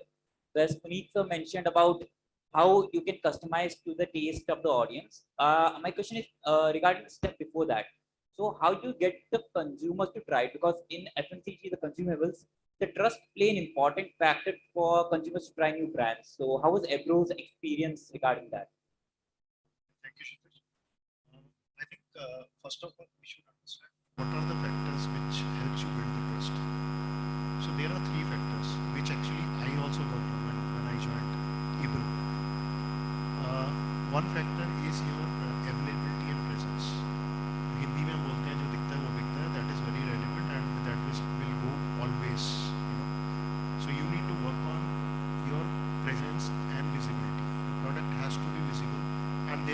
we are saying in FMCG that 20% of your outlets contribute 80% of the sales. So identify those 20% outlet, make sure you get enough share of visibility, enough share of presence, you have width and depth of presence on those outlets. That is number one. If the product is available, obviously the customer is going to purchase it, right? That is number one. You will generate trust. Now, how to retain the consumer is secondly to drive through reason to believe. Like I mentioned, pasta, we drove that reason to believe that now you can cook the way you want, which is very, very lateral. If I talk about rice, tilda rice, we have some pockets of excellence. Gujarat is very, strong markets for us. Likewise, Kerala is very strong market for us. Maharashtra is very strong market for us, and we drive regional consumer campaigns because the consumer behavior is completely different. You can't he was talking about technology, talking about sending personalized messages. That is very, very important these days. You can't reach out. I can't reach out. This is not my universe. It totally depends upon my product. It totally depends upon who I want to target. That defines my universe. Yeah. So reason to believe is the second thing, and third is quality consistency. That is very, very important. So you need to ensure that you deliver same quality in the 1000th time also. That is very important. So just to give you an instance, what we did, we used to outsource semolina from various suppliers. Now there we were facing a lot of challenges in terms of quality consistency. And we got the consumer complaint also that this quality is not same as we received last time. In order to ensure that we get quality consistency, we did backward integration and we set up a semolina mill. So just before the plant, the pasta plant, we have set up a semolina mill. So now what we do, we just buy wheat from market, we put wheat inside. Plant is so automated that the wheat gets transformed into semolina. Semolina gets shifted to pasta plant automatically via conveyor. It gets converted into dough, cuts into pieces, whatever dye we set, wheat, penne, fusilli, macaroni, goes into dryer and the pasta packet comes out. And we need only one more to manage the entire product. So that is how we ensure that we deliver quality consistency to the consumer. So three things, just to reiterate. One is presence, visibility, which is very, very important. Second is reason to believe. If you have a strong reason to believe, then only you can drive traction towards the brand. And third is quality consistency. Thank you, panelists. Yeah, please. Just one small addition. I think the question that he was asking was really about spurring trials, and I think that is where technology meets, FMCG space also. Today you have multiple ways of doing that. So smaller denominations in, bill cuts through e-commerce, in-store sampling mechanisms and so on and so forth. But I think the key point to drive is one is the availability piece that he spoke of course the brand tenets of quality, but how do you enter the market is very, very critical. And I'll give you a simple example to end with. India is still about taste. So if you're talking about mood, etc., it will come many years down the line, hopefully. But you need to talk about taste. I mean, when Maggi launched, I don't know if you guys know, but tomato ketchup and tomato sauce are the highest selling products. But you advertise what gives you the ability to appeal to consumers and become a distinctiveness play for you. So it's different. Maggi tomato hot chili sauce was the ploy. So how do you appeal to that, and how do you bring the taste, especially if you're food? Without that, you don't have really much of a game because it becomes a commodity. Yeah, so just one. Thank you so much. Thank you, panelists, for such an engrossing discussion. We have with us our director, Professor Dheeraj Sharma. Professor Dheeraj Sharma is the director at Indian Institute of Management, Rohtak. He's also professor at the Indian Institute of Management, Ahmedabad. Sir has taught and presented research at several educational institutions in North America, Europe, and Asia. Professor Sharma has a doctoral degree with with a major in marketing and a double minor in psychology and quantitative analysis from Louisiana Tech University. His primary research interests are relationships in the context of workforce motivation, behavioral channel theory, international marketing, strategy, brand management, and ethics. He has over 100 articles published in reputable journals and conference proceedings. I would like to request our director, Professor Dheeraj Sharma, to address the audience and extend a warm welcome to our guests.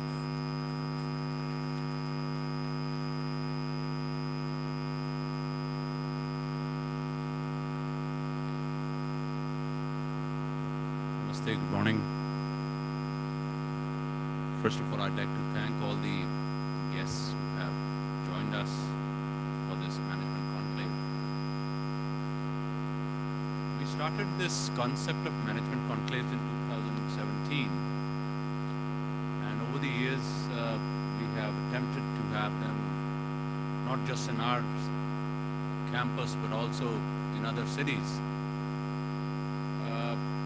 This conclave is not just an industry academe interaction, but also I think allows our students to familiarize themselves with some important developments in the industry and also interact with eminent individuals such as yourselves. So a lot of things have evolved. We attempted to have management conclaves even during COVID, albeit in online mode. Only thing which hasn't changed is my photograph and the bio, which I commented in the morning. I said you should change it now. This picture, I don't even look like this anymore. You know, this is 6 year old. The picture is 10 years old probably, but I gave them the picture 6 years ago, and the bio also is a 6-year-old bio. I have changed. No, I have changed, but this has not. Everything else has changed. What has changed and what has resulted into this topic and discussion for today? I think globally we are witnessing a lot of changes. Television.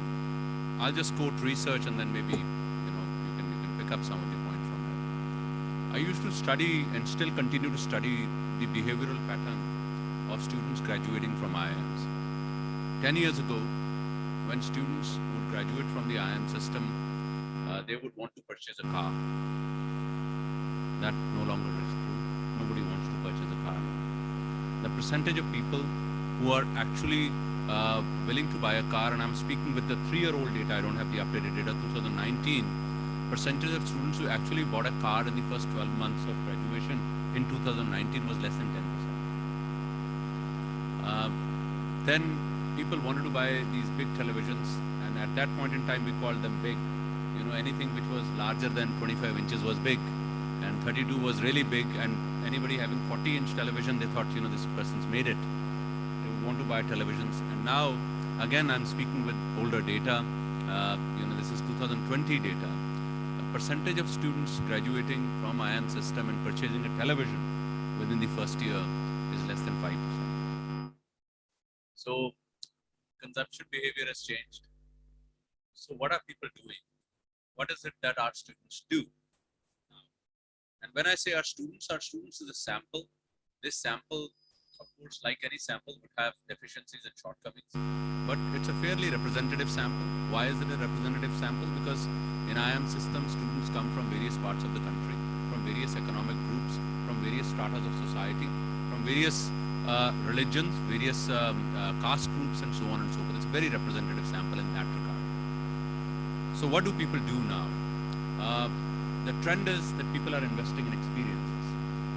We are now in an era where individuals are expending resources and investing in experiences. And that experience could be an experience of having a cup of coffee, or experience of traveling to a new place and finding a new place, or experiencing a new, I would say, a new dimension of themselves. Because, you know, we always try to mirror things into ourselves many a times. That's why we imitate actors, we imitate other individuals. The imitation, there's a whole stream of research around this. With all these changes, also global changes, we are going to witness a very, very tumultuous next decade. People already talk about movement to electric vehicles. I don't know. I'm really not sure. As we were entering, our dean, Professor Ghosh, mentioned a book called Aftershock by Albert Koffler. I mean, it's 1970s book. You know, then he wrote something called Third Wave, then Fourth Wave. Great books. If you get time, please read them. Fantastic book. But imagine these were written in 70s. I don't know whether the pace of human adaptation, human reception of new ideas is as fast as technological development. I have quoted this example before as well, so if I'm repeating myself, please pardon me. If anybody has seen the movie Back to the Future, that movie was made in 1980s, and the movie came out in 1985. This is about a time machine where a person actually goes into a car and programs the car to a particular time in future. So, movie is 1985. He puts in, I think, 15th November 2015 to go into the future. So, people who have seen the movie, please watch this movie. This movie is made by Steven Spielberg. Imagine, I'm not praising Steven Spielberg for making that movie, because all these are visionaries. You know, what is the difference between you and me and some great person? It's imagination. The person is able to foresee. Now, he foresaw what will happen 30 years ago. In 1985, he gives a glimpse of 2015. And he says in 2015, there'll not be, skateboards, there'll be hoverboards. You'll be flying. In 2015, you will have Pepsi coming through the air. You just press a button, Pepsi will come out. You will not be wearing clothes that you're wearing right now. You'll be wearing clothes which are, you don't have to iron them. You don't have to wash them. They just clean, self-clean. And, they fit. There is no different sizes available of clothes. It's one size fits all. You press the button, it fits you. That hasn't really happened, has it? We are in 22. We are 7 years ahead of that. It hasn't happened. So when we talk about changes, when we talk about resilience, when we talk about disruptions, it is nothing unusual. All these things are bound to happen. I think a great strategist will only try to marry what individuals will accept and what innovations are there. So I don't know whether simply for progression of development in industry or progression of development in products and services, for the sake of development, we should have products. I don't know whether that's the right approach. Elon Musk has taken over Twitter, and he says, now the first step is I'm going to form a council to curtail information. To actually, the right word is not curtail, but to filter out information. So the whole idea of Twitter was to democratize information, and now you have a gatekeeper. So I don't know whether that's very dramatic or not. But the point here is, when we have a theme such as the one we have today, we really need to put a realistic bent of mind into it and offer products and services in industry, through industry, for people, which people will largely accept and are willing to take. Sometimes we are, I think, maybe thinking too ahead. Maybe we are in that mind of, oftentimes you get besotted with your own product, your own idea, and people just don't have acceptance for that product. So my submission to you is, as you are managing these disruptions and these new ideas and becoming resilient, please be wary and continue to acquire the basic skills. In our endeavor to acquire some high-level skills, we are losing out on basic skills. If we have some lessons to learn from Ukraine-Russian war, I think we should really learn to drive, find our way. I don't know. If there's a war in the future, you are not able to read a map. You are not able to find directions. How dependent you are today to go to Delhi. Without a map, you cannot go to Delhi. You cannot drive. Most people are not driving. Most people don't know how to swim. A lot of people cannot run. Who knows if there is a war and you are deprived of this technology? This technology में क्या है? Satellite है. These बच्चे satellites तोड़ दिए, नहीं मिल रहा. We're not getting connection. Just last week, WhatsApp was not functioning for 2 hours, and you should have seen peril in the eyes of people. I wanted to collect data. There were people who were getting edgy. And here, kya ho raha hai? WhatsApp nahi chal raha. There was disruption, global disruption, for just 2 hours. Just 2 hours. Look at your dependence. So my submission is go back to the basics. If you can acquire those basic skills, if you can run, if you can swim, if you can find directions, if you can read a map, those will stand you in a long stead. Probably some of these technological innovations are there to aid you, but not to make you dependent. Thank you very much. I'm really grateful that all of you have come, and I hopefully we'll have a great session. The next one too. Thank you very much. Thanks. Request Professor Vilo Sharma to felicitate our esteemed panelists with mementos as a token of our appreciation. Mr. Devashri Ganguly.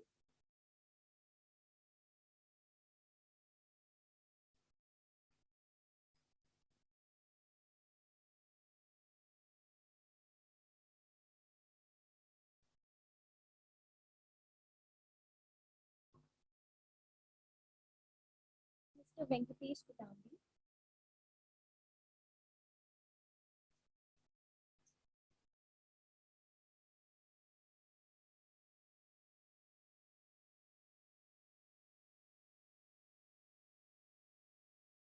Mr.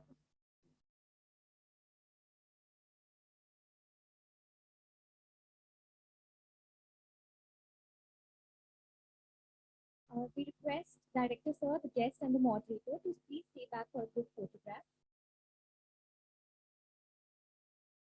I request the student representatives to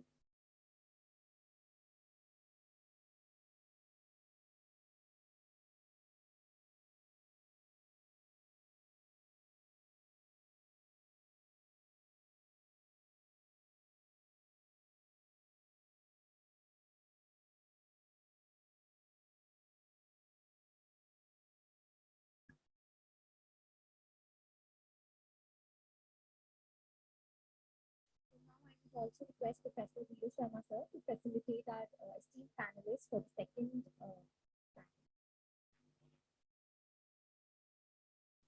Mr. Munir Suparna, Chief Information Officer, Dr. Lal Patlab.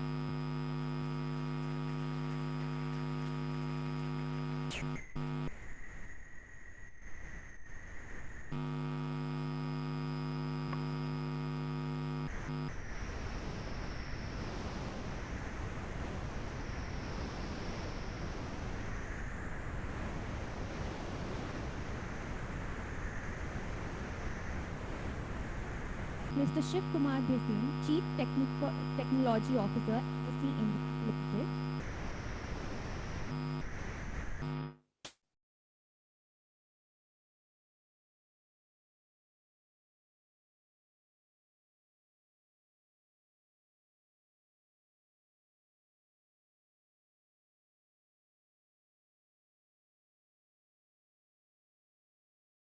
Mr. Vinod Bhatt, Chief Information Officer, Vistara.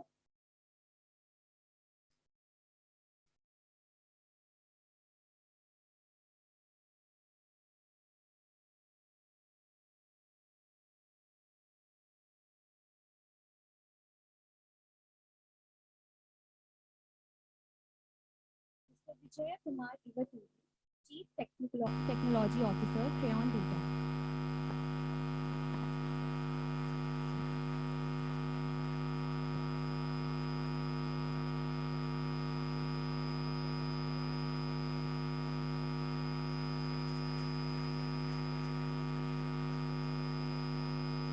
We request Director Sir, the guest and the moderator to please stay back for a group photograph. I also request the faculty members to please join us on stage for a group photograph.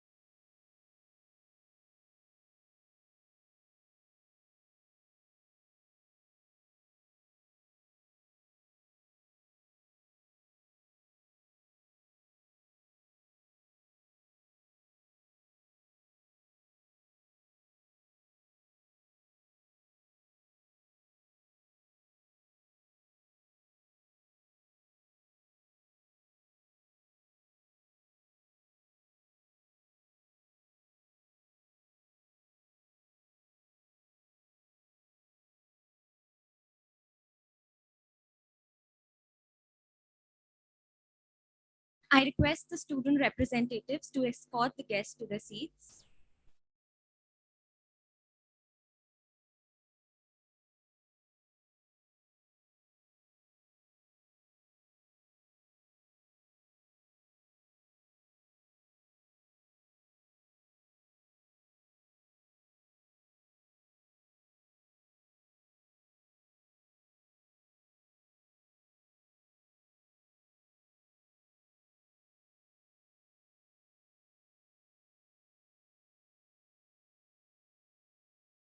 Thank you all for taking out time and joining us today. Hope your experience from this discussion was as insightful as it was to all of us. I would like to thank our director, Dr. Dheeraj Sharma, Dr. Ramashankar sir, and all the panelists for their presence despite their busy schedules. We will have a short break. All students are requested to take their seats by 12:20 p.m. Thank you.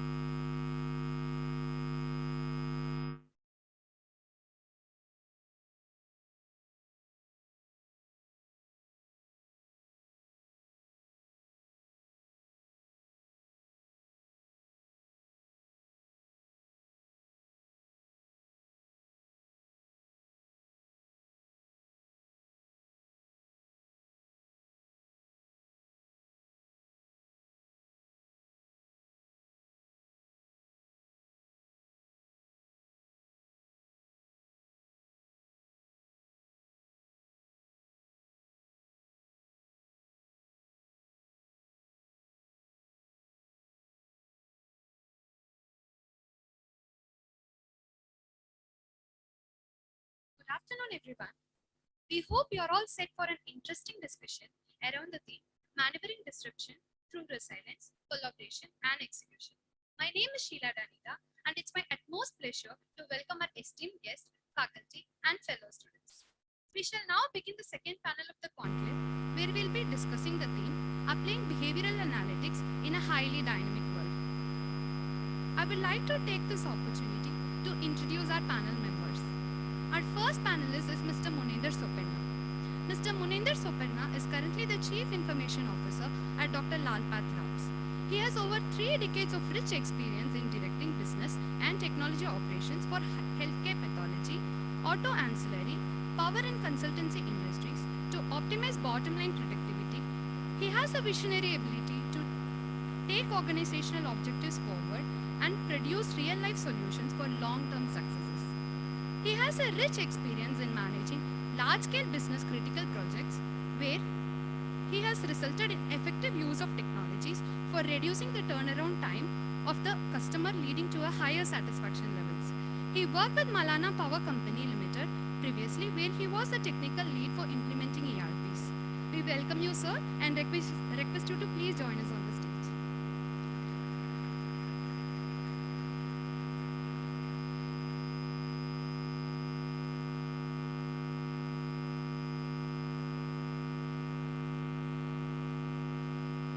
Our second panelist is Mr. Shiv Kumar Basin.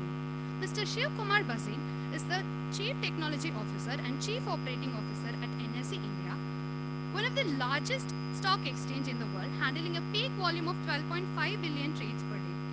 He is a senior IT executive with more than 26 years of experience across Fortune 500 financial services company as a catalyst for digital transformation, consumer experience, and warehouse modernization, introducing extensive usage of big data for enhancing customer service. He has gained expertise over the years across industries, including working at the State Bank of India, driving digital transformation and IT innovations, and Barclays for setting up the Barclay Technology Center across countries. He has set up the online address change and logistic planning portal for the United States Postal Service and to make relocation simpler at the United States. It's a pleasure to have you, sir.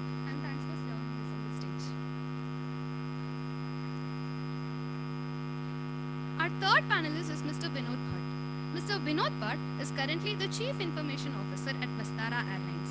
He is a business leader with over 29 years of extensive experience in driving business transformations and leveraging digital technologies across 15 industries and has worked in multiple geographies including the USA, UK, Europe, and APAC. Mr. Vinod is winner of several awards in 2021, including the CIO 100 IDC Industry Iconic Innovation Award, CIO Power List, Mint Tech Circle Business Transformation, CIO 1000 APAC, CXO Tech Excellence, as well as the following in 2022, which includes Big CIO Show, Infosys Maestros, Data Quest Digital Leadership, CXO Cloud Summit, Express Computer Technology Senate Award, CIO Power List, and the CSO 100. He has won the Knight of the Town Award from General Electronic Information Services USA for his exemplary performance. We welcome you, sir, and thank you for joining us on the stage.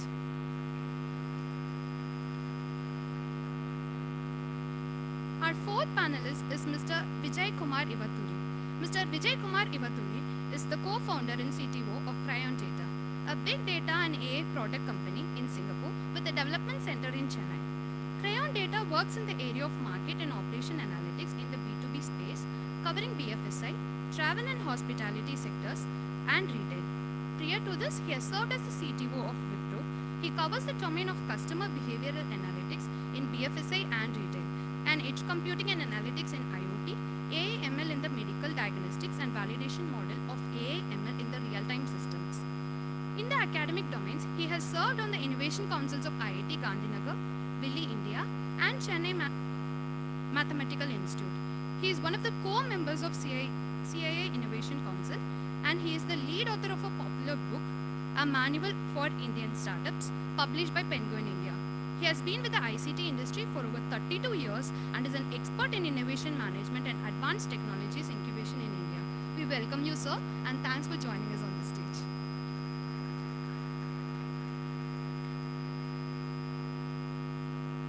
The moderator for this panel is Dr. Piyush Pandey. Dr. Piyush Pandey is Assistant Professor in the area of Operations Management and Quantitative Techniques at Indian Institute of Management, Rohtak. He completed the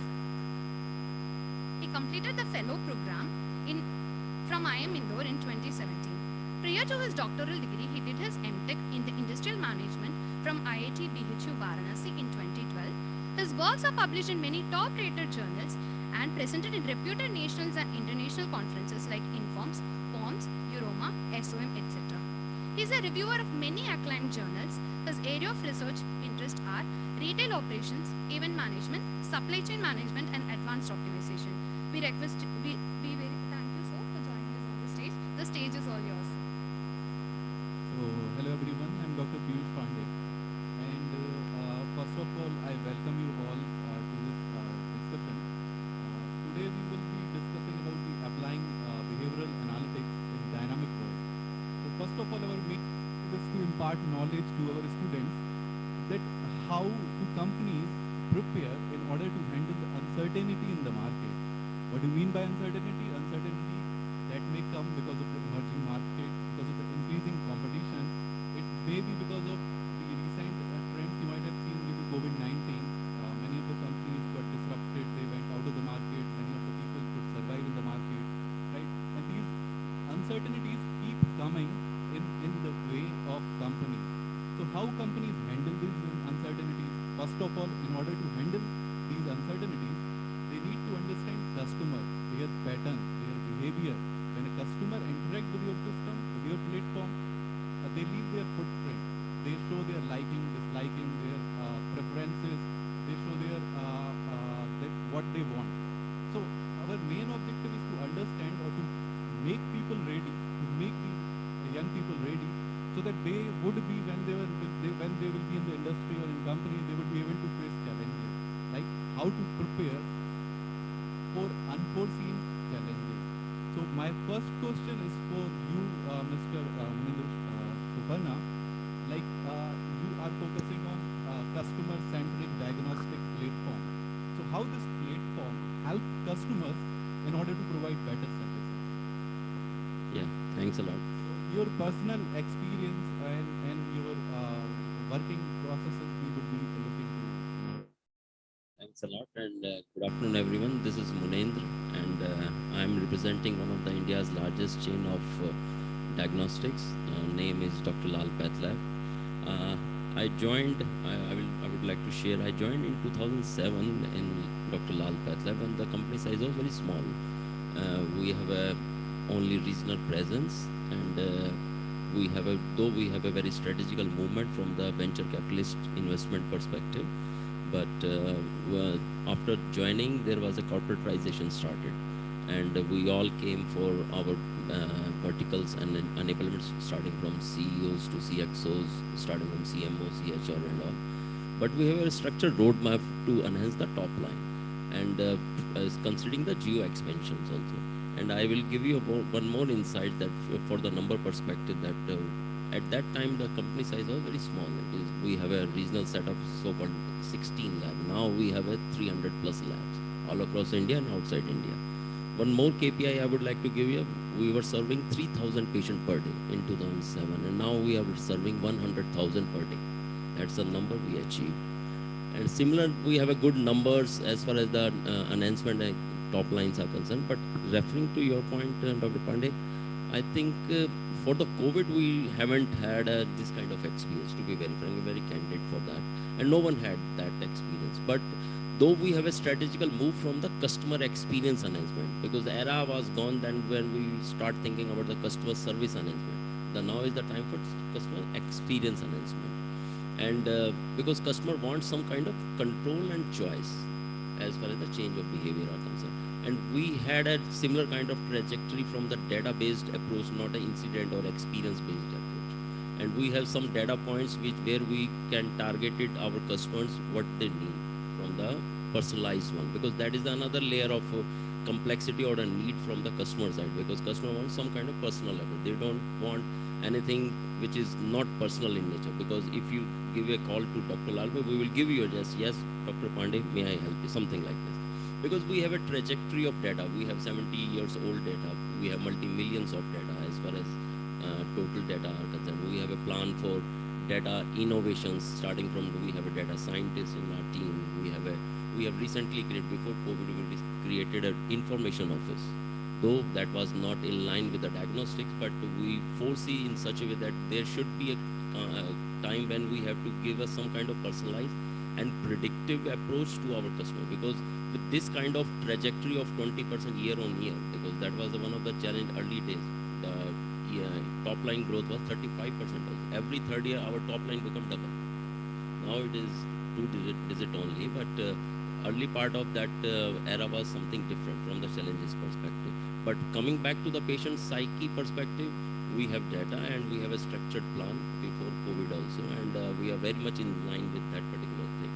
From the personalization, focused approach perspective, I will give you more insights, because the day will come then when we have a very personalized kind of use case, which is very much in line with the requirement from the customers, when with the help of AIs and ML. Give you more insights, but I think that is it.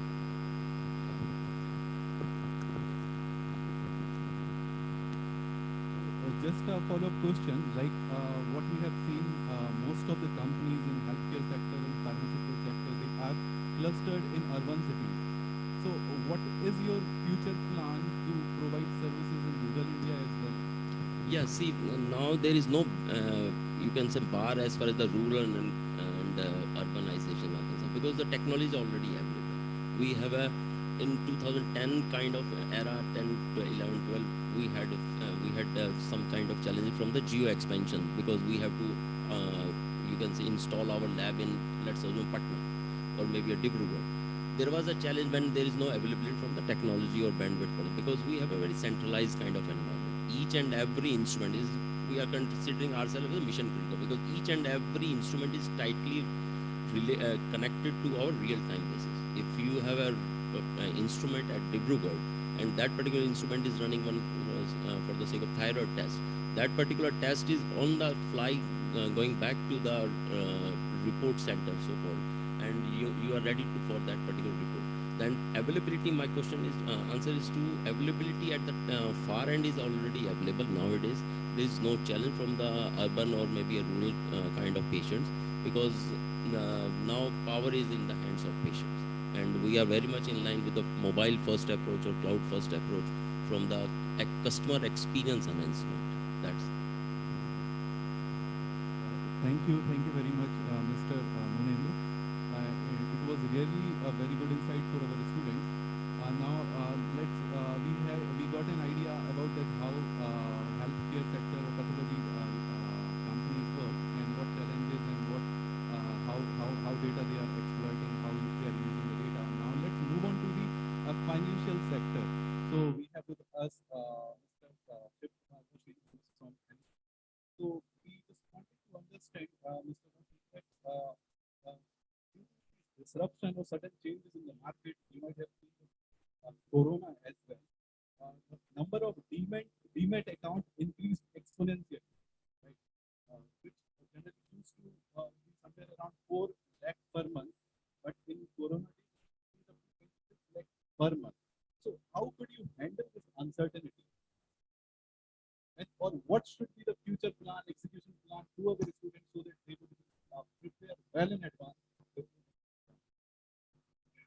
Compared to the, I think a lot of industry where the end consumers are, or we are more B2B oriented, we are more platform business, and probably it is the largest platform of the country. Any no e-commerce platform also can beat it, because the amount of transactions per day get processed. So those are the you might have heard, just to give a like comparison, that some single digit billion transactions for IMPs or UPI got done that in 30 days, right? And we are doing double digit transactions in a single day. And if you compare the transactions,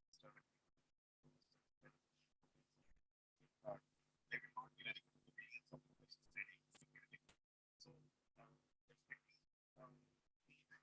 constant challenge all the time to make the platform scalable and always keeping the headroom of 1.5 times minimum available based on the regulatory requirement. But what we do that we keep really on the ground 3 to 4 times. So and that is not so easy that if you have to do is a more technology question that that where now how should I go about it? Whether I should go for like my architecture is horizontally scalable, so simply I should ask for more capex from the finance and throw more servers. That's not the only solution, but solution is constantly investing into the engineering, bringing the advanced computational methods, bringing the right skill set across the globe from the market, and focusing on how do I make my applications more and more performant, more in a way that which can process the lightweight payload. Then consequently, that is a function of the whatever the payload of the data which gets fed into the order management system to the matching engine. The lightest it would reach faster once the latency is a big game in our line of business, as well as the it has a function of the throughput as well, and consequently scalability it focuses on. So vertical scalability is one is that area, and then looking at the horizontal scalability, and we have the challenges based on in India that we have the challenge like in terms of if some particular instrument gets very popular, so everyone throngs onto that actually, and then you need and the way our business logics are, you can't have a for one particular contract type or one particular asset class, not have multiple matching, have a single matching. So as you said rightly, like nowadays, like future and options and all, people have been heavily investing as well as retail investment as well. They are a part of just a fraction of the real lot of the things. But this increase in the when you are coming about the retail investors which have grown from 3.5 CR, which were like 2 CR, which were there when the COVID started, and within 6 to 9 months, we were 3.5 CR, and then within the period of 24 months, we were 7 CR, and now we are close to 9.5, 10 CR basically. There have been an exponential growth in terms of investors coming into the market. The reason have been many, like work from home as well as moonlighting and all those things which we are hearing nowadays in the newspapers. So people are leveraging their times along with their day job into investing to the market. Some people had a job loss and all, but the main point at our end is that we constantly invest into the where we conduct the performance test. Every month we run the performance testing for each platform end to end. That too for the last recent peak, 3 times of the last recent peak, so that we constantly keep ourselves challenged to make our platforms more and more performant. And apart from that, actually, we have been working on the in terms of enhancing the experience for the end user, in which our case are the clearing members, trading members, and all, investing into the in especially the COVID times and all, where a lot of paper-based processes were there. They were more digitized, which were made more like retail transactions. So that is another area to looking at as the number of investors are growing. The compliance requirements for the brokerage houses are also growing. and getting rid of the paper from those compliance processes is also one of the key area or various compliance, like one of, to say some of the simple things like annual returns need to be filed by the by the brokerage house, which they are the annual returns is just like each one of us file the annual returns and all for our personal taxation and all purposes. So they give the complete book for all their each and every investor. That was a all paper-based, very complex process. So that has been made real-time online using XBRL-based, which can make the process much more digitalized. As the investor volumes are growing, the constant challenge is that we are not only making the which is our front office, the order management system, not only them as a scalable platform, but also the complete life cycle of the transaction, which includes the compliance as one of the key area. So what I'm just trying to bring in your perspective is in this forum, I think for these challenges, we can't look at the typical way, the way the management gets done. Like you would have seen that by the time you find that okay, roads are very crowded, and now we should build a flyover, maybe just a single flyover, rather than thinking that there should be a flyover which has multiple crisscross legs, and that should be much futuristic for 25 years of my scalability needs. Let me just address only this particular intersection for next 5 years or something. By the time the flyover will come, all the capacities will be already exhausted. So we start thinking end to end. End to end things means that you have to draw out the complete process map, not only focusing on the front ending, front office. Risk management is also very important. So when we enhance our front office platform, which are order management system, the middle office, which is the risk management platform, we also made it scalable, because if I'm processing 12.5 billion order messages and I have an order versus trade ratio of 1:200, so I'm getting the similar way. The risk platforms also need to be scalable, unlike the other parts of the world where the risk management is the after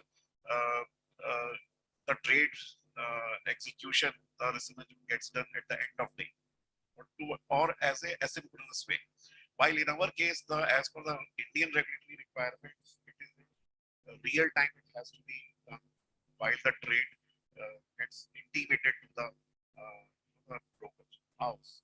So, so the point which I'm trying to drive from here is that, one, to answer a question, that we have been having a constant investments into making our algorithms performant, and even if we had this retail investors growth earlier, probably around close to 65-70% volumes were coming from the high frequency traders, which are hosted in data centers only, called a co-location data center service, which we provide.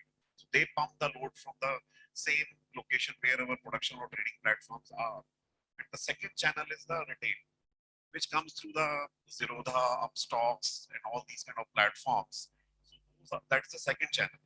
And that channel was 25-30%. But now that has grown. That has grown more than 40% now in our portfolio. It's growth in the investment coming in, and hence there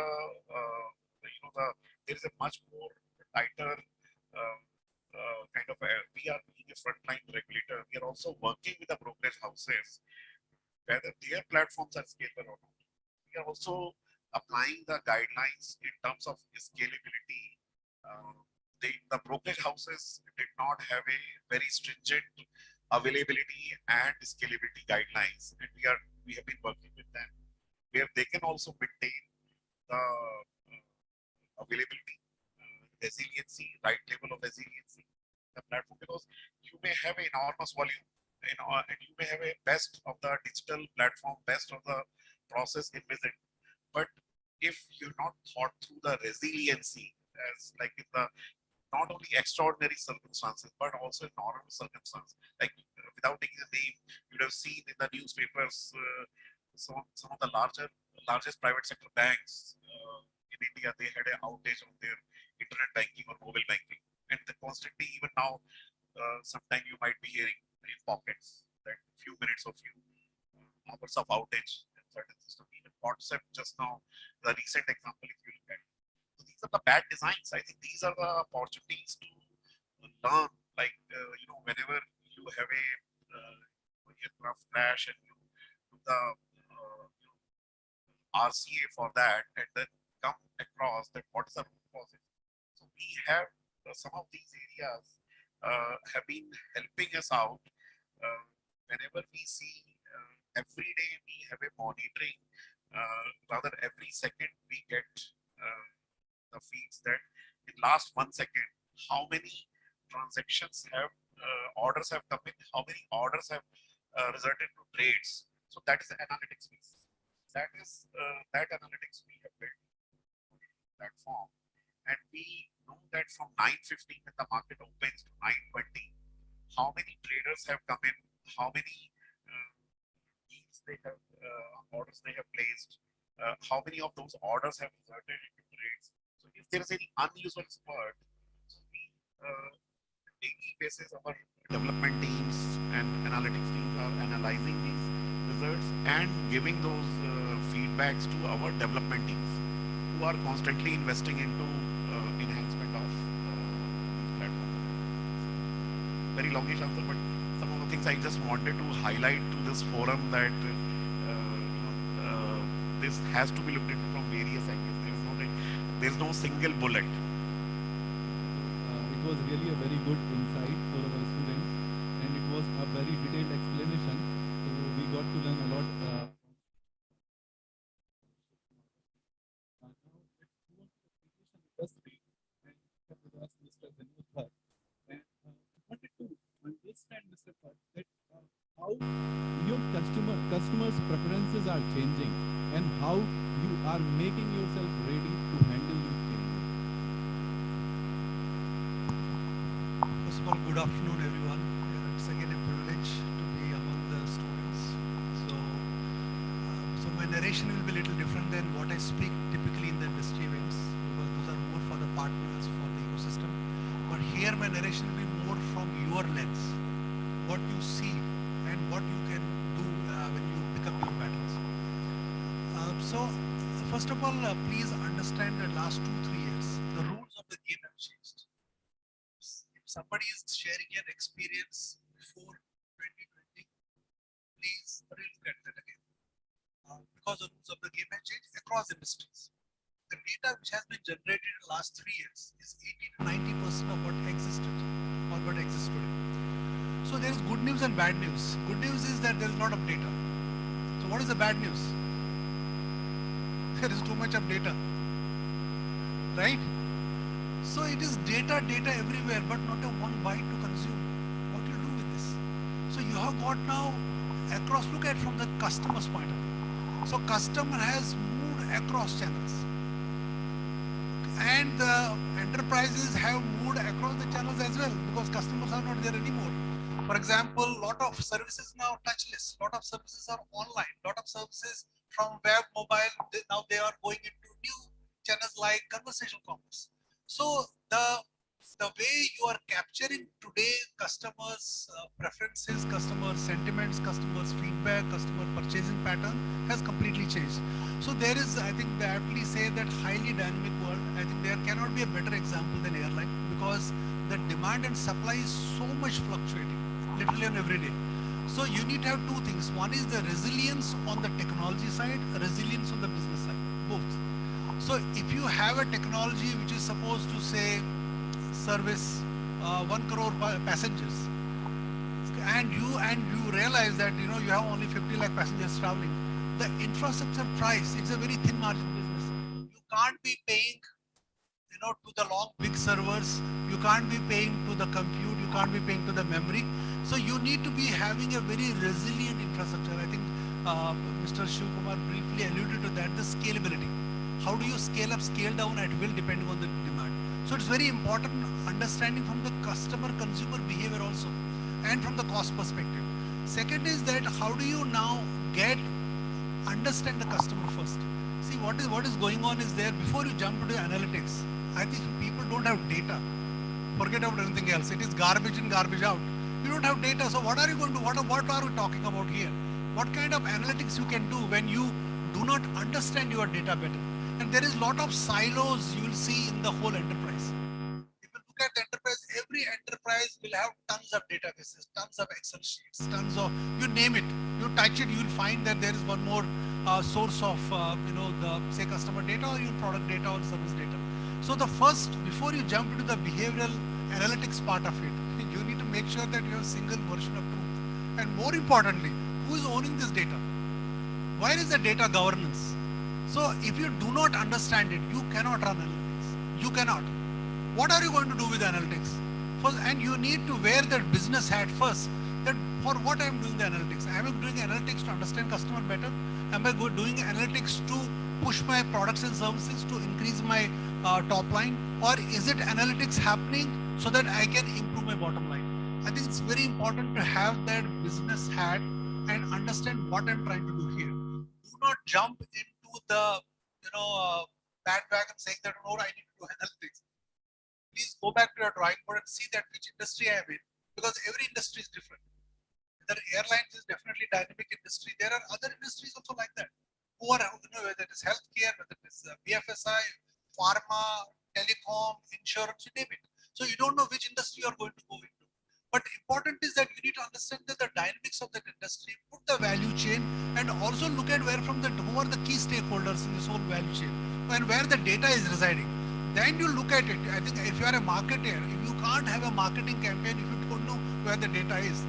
More important, that what is the personalization angle to it? I think you talked about what is the preferences. I think the earlier panel also discussion we were talking about segment of one. So if you look at how technology are helping it, we call it hyper personalization. People don't call about personalization. Hyper personalization. Hyper personalization, if a marketing campaign is designed, it is designed for me as a person. It is absolutely, they know my tastes. I am traveling by aisle seat. I am a vegetarian. I take hops. I exactly know what's coming up. And second is, what is the timing of this communication? Are you going to, if somebody has a misplaced baggage, are you going to give an update offer at that time when they are calling the call center? Absolutely not. So it's not about also only understanding the behavioral aspect of it, which is more about that what are these customers doing. Particularly, I call behavioral analytics is analytics in action. See, when you do typical campaigns, swell campaigns, they are more about what are my customers, but how are these customers reacting in a very dynamic environment. I think there is where the behavioral analytic helps you. And then those inputs, when you know what are those interventions in the value chain, you can actually loop in those inputs, and you can actually figure out, enrich your data, enrich your experience, and make your organization aware about that. If you are going to tell your marketing department that this is what the customer is about, these are the issues, actually they can be serviced much better. The whole servicing, customer excellence can take care of it. The revenue management can take care of it. The technology people can take care of it. So it is something, it's like the data is the new oil. It's exactly like that. If you do not understand data, if you do not understand what is the standard analytics versus this behavioral analytics, they have to complement each other. I think you need to go back to that drawing board, understand what I'm trying to do and which business KPI is going to impact, whether it is business or technology KPIs. Because a lot of companies, if you may get into a technology company, it is absolutely digital. There is absolutely nothing. It's all digital products. So in that aspect, your KPI may be a technology-driven KPI. Yes, there will be customer conversion, there will be lead generation, a lot of those things will come up. But the bottom line is that we are in a very dynamic environment and it is going to continue. We are not going to, this says, should we go to the pre-COVID levels? No, this is what the new norm is. It's going to continue. So we need to understand how to play this game now. And good news is there are lots of opportunities. If you have got innovative ideas, you can create differentiation in this crowded market as well. So what that differentiation is, and you can command premium price on that also. Because what is that value you are delivering to your customers? What is the differentiation you are delivering to customers while it's in a safe, secured, and also with trust? Thank you very much, That was really a very good insight. And we got to know that how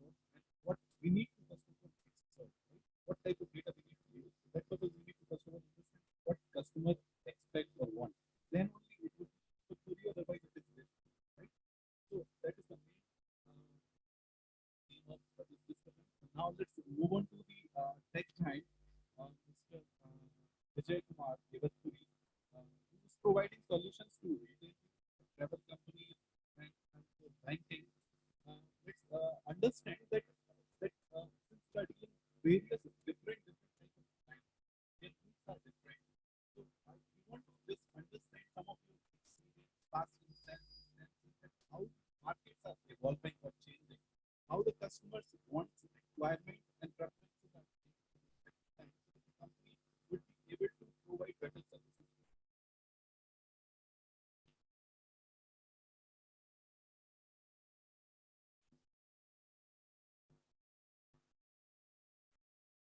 Thank you and good afternoon. Instead of a long name, you can call me IVK. It's too long a name. Actually, my fellow panelists have covered some of the aspects by industry. So I will stick to a little more academic view while I'll give the real examples. When we started Crayon Data, two of my co-founders actually come from advertising and finance. And I'm the tech guy. So we had two main assumptions reading of the market to so say. One is the most interesting part of your data set actually lies outside of your company. That is, what you really need to know about your consumers is not within the company, either the bank or the airline or the retailer. It's always outside. The second one we looked at, not in very explicit way, but that's my view at the time, is there is a problem for those of you who have done a course in analytics. It's called a cold start problem. The cold start problem is how you define behavior. So if I haven't bought anything, what can you do? Actually nothing. Because if you go to any of the standard sites, they'll ask you to read at least 10 books or buy 10 books or 10 items before they start recommending. So now let's go back to the philosophical mooring of this behavioral analytics, which goes back to philosophy. Greeks thought you are what you think. Romans thought you are what you do. Incidentally, that's the foundation of your learning system. Behavioral analytics took only one part, is what you did. Did you buy? What you transacted. So a series of transactions with some famous mathematical scoring or regression to say, you will say, okay, maybe the next thing will be this area, right? Segmentation, targeting.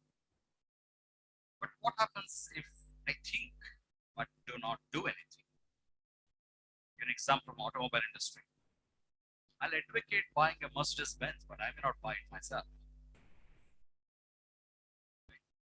So the question is, do I analyze what I like and hence tell others what I like and find people like similar things, which is what you call social affinity, versus transaction affinity?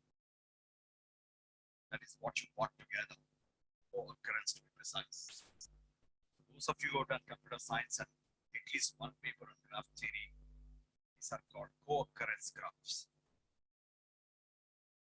In sociology, it's called sociometric computation, where the weak signal actually influences your behavior rather than the strong signal. Okay, so I'm assuming that you wouldn't have done anything on sociology, but I would suggest that you read an emerging topic and a popular topic today, under which your behavior is actually analyzed. It's called neuroeconomic theory. So the neuroeconomic theory uses the current advances of neuroscience and looks at your brain in three ways. I can give you the paper reference later. One is what we always know, which is not hopefully here, as the rational brain, which is normally considered left or right. Actually, the new model is not left or right, it's left plus right. It's called emorational brain, which looks at emotion and logic together. Right? Second one is what you call social brain. Okay, that's what your society taught you or environment you lived in. This is what your genes encode you actually. You don't just inherit your parents' genes, you also inherit your social genes. This is called social brain. By the way, as per the previous conversation, intuition is based on social brain. It's inductive reasoning. Okay. There's the third part, which is what all of us do in math, called cognitive brain. So the question is, how do we put them together? There is no equation. There is an equation, but it's kind of an empirical. So the biggest issue all of us find in personalization is, if I haven't transacted, what do I do? Right? So the easiest way, given the advent of social data sets, people started using them as a signal to indicate what you may transact because you seem to like it. There are many things I may like, I won't transact. There are many things I transact, I don't really care whether I like or not. So in general, the social affinity grouping is done for those categories which have a lifestyle appeal. I don't want to recommend wheat and rice to you. I want to recommend maybe organic rice to you. Incidentally, if you like organic rice, which is expensive, most probably you like organic clothing. You may like then organic food, which is the reason why you buy organic rice. In other words, your taste is organic. The meta category is what you compute. Mathematical computation. The problem is the signals for that category are not available in the fine-grained form you want, and hence you will never be perfect. And again, for those of you who have engineering background or mathematics background, you will normally do all your analytics on what you call asset model, right? This is base. It's eventually compliant. It is with error, but you improve, right? So in many sectors, retail, in fashion, for example, so not groceries, right? Fashion, airline, when it comes to flying, right? Meal preferences, what you do in boarding, what you do in in-flight experience, right? The person is sitting with for 18 hours. You can do nothing else. So you can do a lot of things with them, right? Incidentally, I did work with Emirates on okay. So on the airline side. So one of the interesting questions we used to get is, how much of what I know can I actually use? There's a very famous example from Emirates example. It's a hypothetical example. It's a good point to debate, which includes data privacy. If I take a flight from San Francisco to Bangalore on Emirates, when I board the flight, I say my meal preference is halal. Okay, because I have to eat for a very long flight. The question is, can the airline use that meal preference and sell it to Dubai tourism? So you get a recommendation of halal restaurant, which is very common in Dubai for sure. Can I do that when I transit in Dubai? Incidentally, for the record, Dubai tourism and Emirates are owned by the same company, the same person. In fact, right in the airport actually. Okay, so it is the same thing. So here is where my fine-grained data, which is I know specific about you, but you are constrained by limitation of purpose. I have not disclosed to you to sell or to get a recommendation. So this thin line between where I'm really adding value, I would like it if you give me a recommendation like that, but I might even take it as intrusive. Let me give a trading example. It's called a sleeping customer problem, the very famous problem in trade. When, if I invest, say, one lakh, taking my broker's advice, which is what most people do, and my stock tanks, because the Sensex crashed, for example. If I am that broker, should I call him or not, or her? Because it is how you treat the customer here. I might be really upset if you don't call me, because it's actually a good way to get a better deal, because I can average my cost of acquisition. And you should be actually calling me saying that, spend another lakh now. Or you can be really mad at the person saying that I first of all lost the money and you have a tenacity to call me. So this is where I think most of the analytical, the behavior analytics is social as well as mathematical. Now, its interpretation is in the context of a specific industry because part of them are, some of them are regulated, like healthcare, for example, right? Can I show my blood sugar level with a different color in public? Because it maybe improves better behavior. Or you think it's a privacy law? So the bioethics or biosafety, for that matter, in diagnostics is a very big problem, right? So in the context of a domain, I would say the person or the socio-cultural aspect, the analytical or the data-driven aspect, and the regulatory aspect or the policy which is used. In banking, it is controlled. In airlines, maybe a little more liberal, but still regulated industry, right? Whereas in some other sports, for example, is supposed to be more liberal. Well, you will surprise to know that the sports analytics is actually very tightly controlled, right? It's 3-4 agencies control everything. So it is not because of regulation, it's because of the concentration, right? So I would say keep this in mind, and before you analyze any. So I would say reading up on neurosociology or neuroaesthetics will be a good thing for most of the MBA students. Right? I will not get into the tool chains and mathematics and because that is, I don't know your background, so I can be more specific later, but I think that's what. So I'll pause here. Thank you. Thank you, Mr. IBK.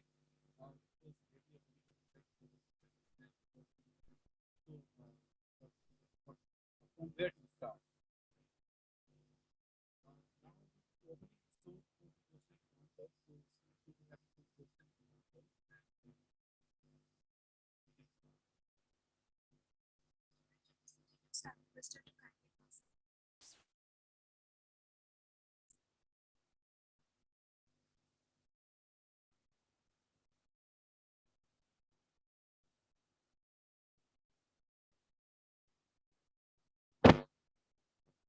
My name is Vishwaraj.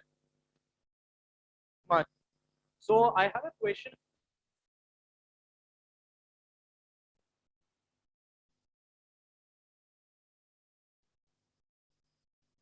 BSc differentiate from BSc? The clear difference.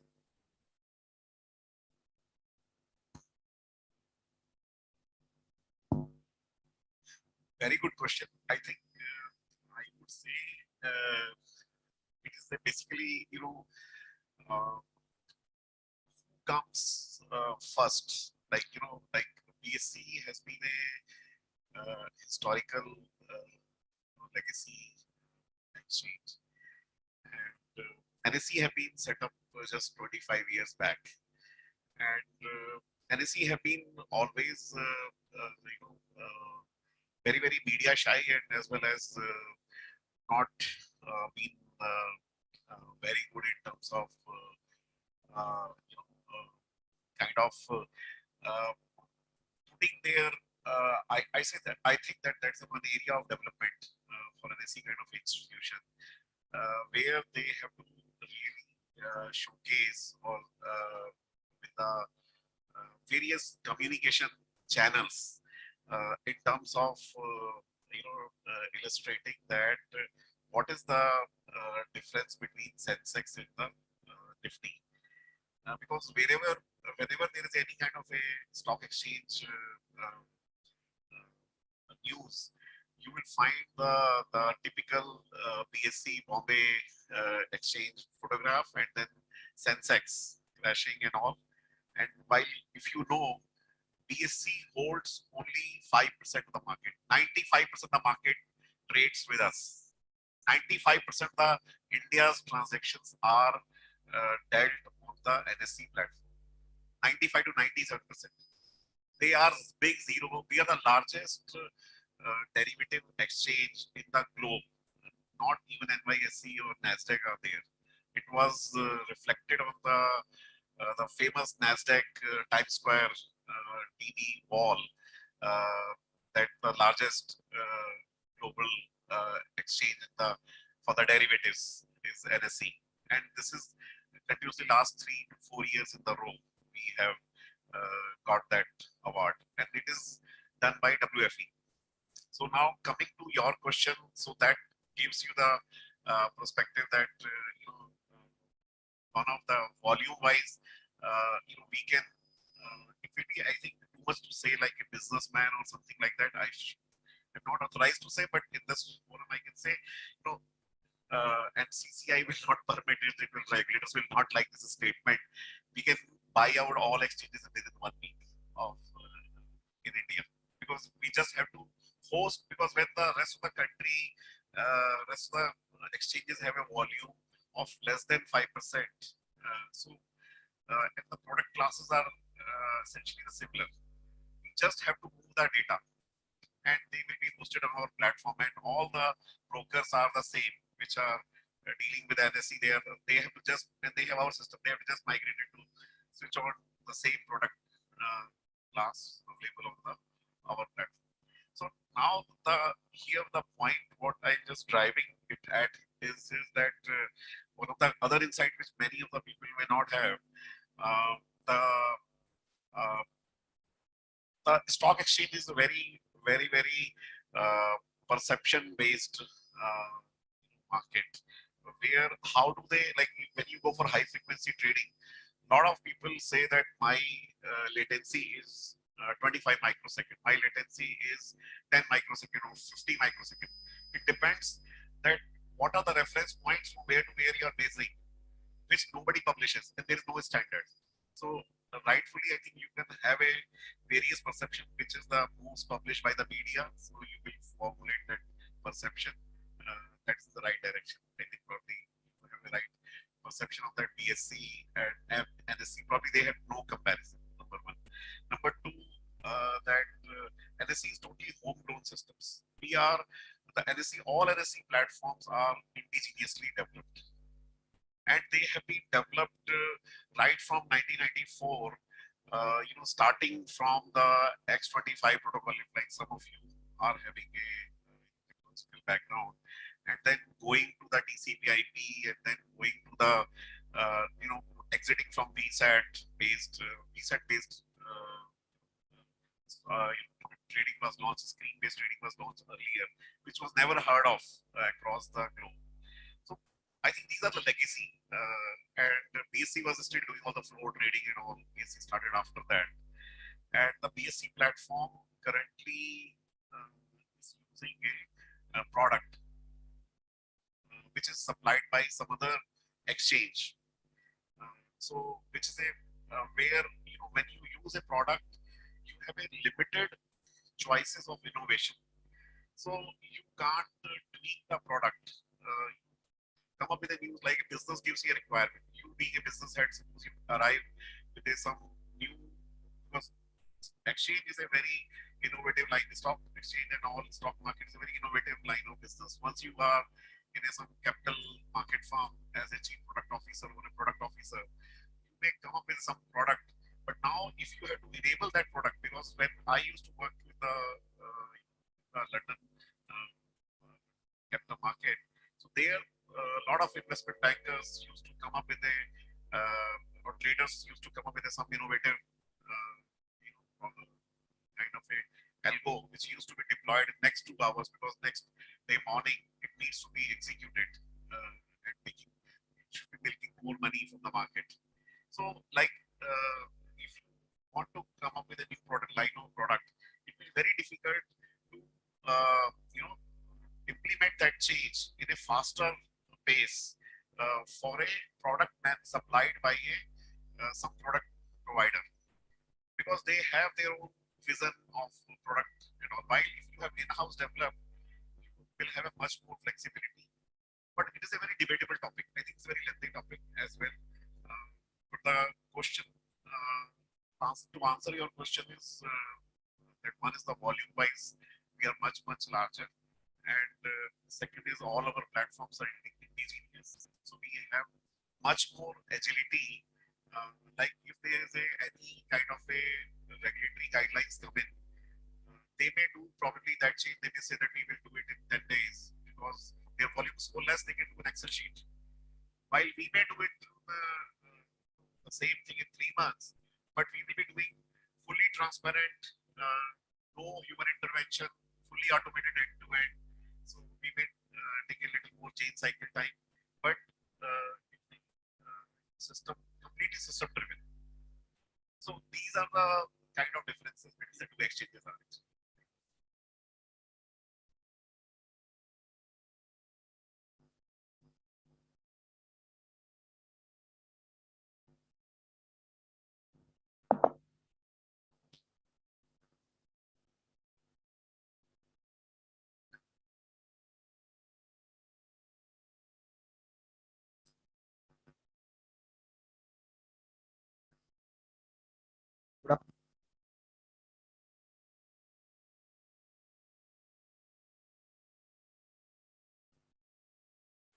Good afternoon.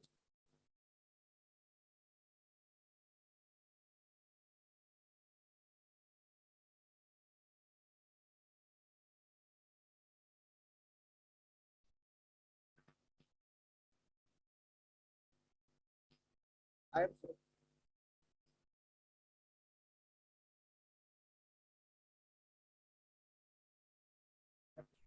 customer preferences. So what is relevant today might become irrelevant with just a funny meme. So what, according to you, as how can analytics be used to balance this chaotic environment?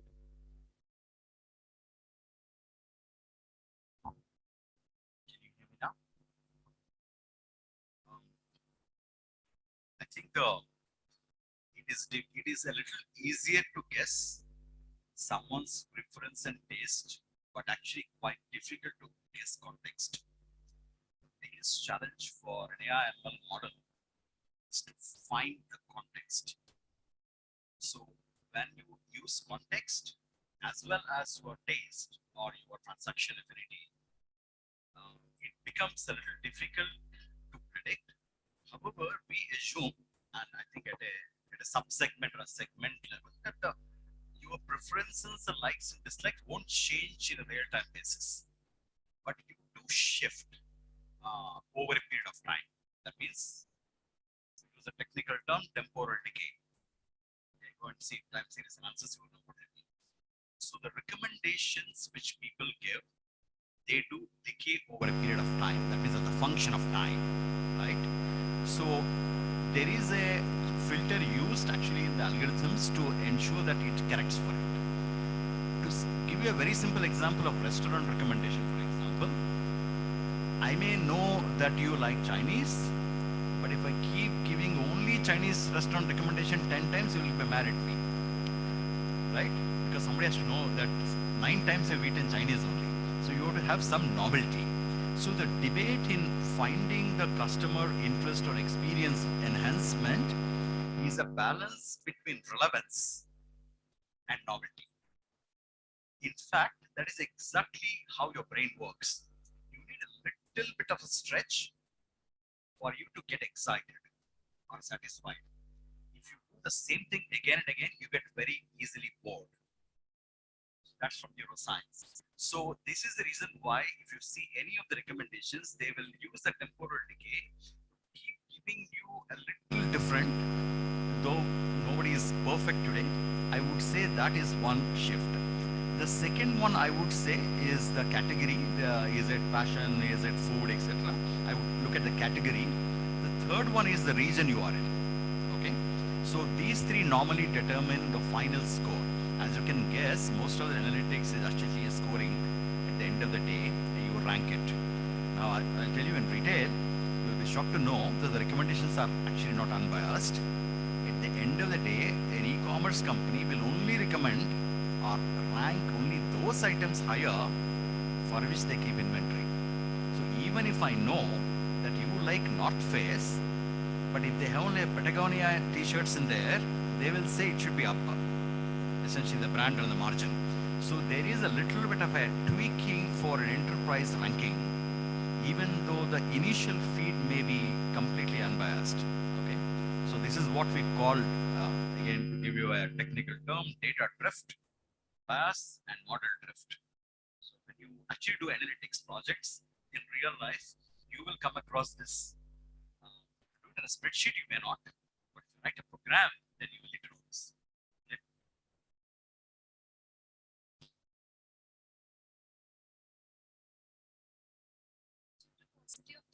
taking up one last question.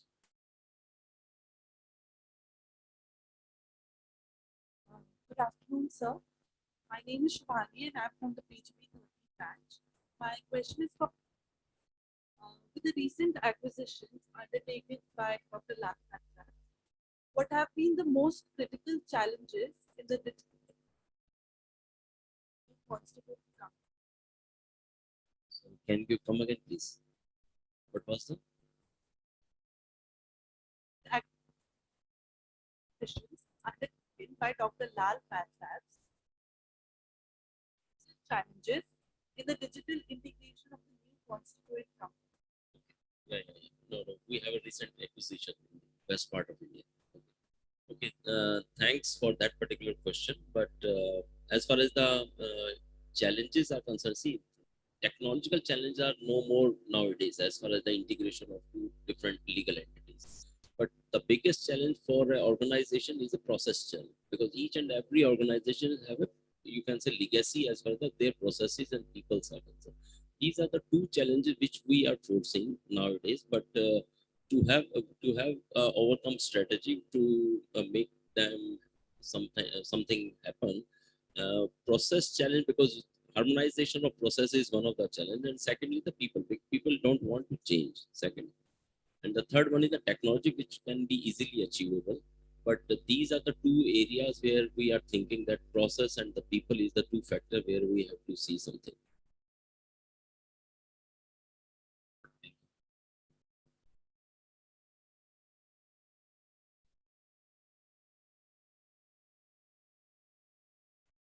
We would like to thank the panelists for enlightening the audience with an insightful session. Now, I would request Dr. Piyush Pandey sir to kindly deliver the vote of thanks. Yeah, so today we went through the panel discussion and we listened the views of multiple stakeholders belonging to different industries. First, Mr. Munendra Suparna talked about the healthcare and pathology, and then we also heard Mr. Shiv Kumar was saying about the finance and national stock exchange, that how the companies are working and performing, what challenges they are facing, and how they are incorporating changes into their business processes. And then we talked about aviation industry, where we learned that what type of data is very much necessary to utilize, right? First of all, you need to understand that what is the data, what the customer is demanding, right? And then you would be able to utilize that data, otherwise it will be a waste for you.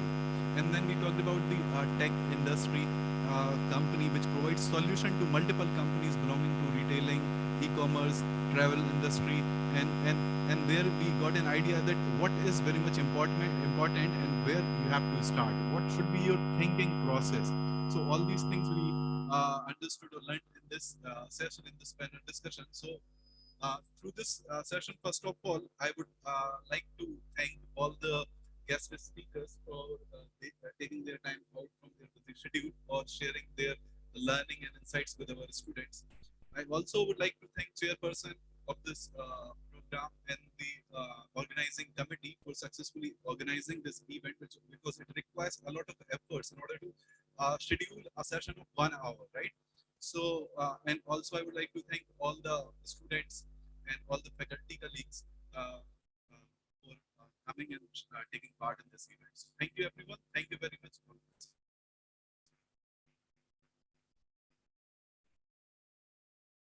Thank you all for taking out time and joining us today. Hope your experience from this discussion was as insightful as it was for all of us. So I would request the panel members and moderators to kindly stay back on stage for a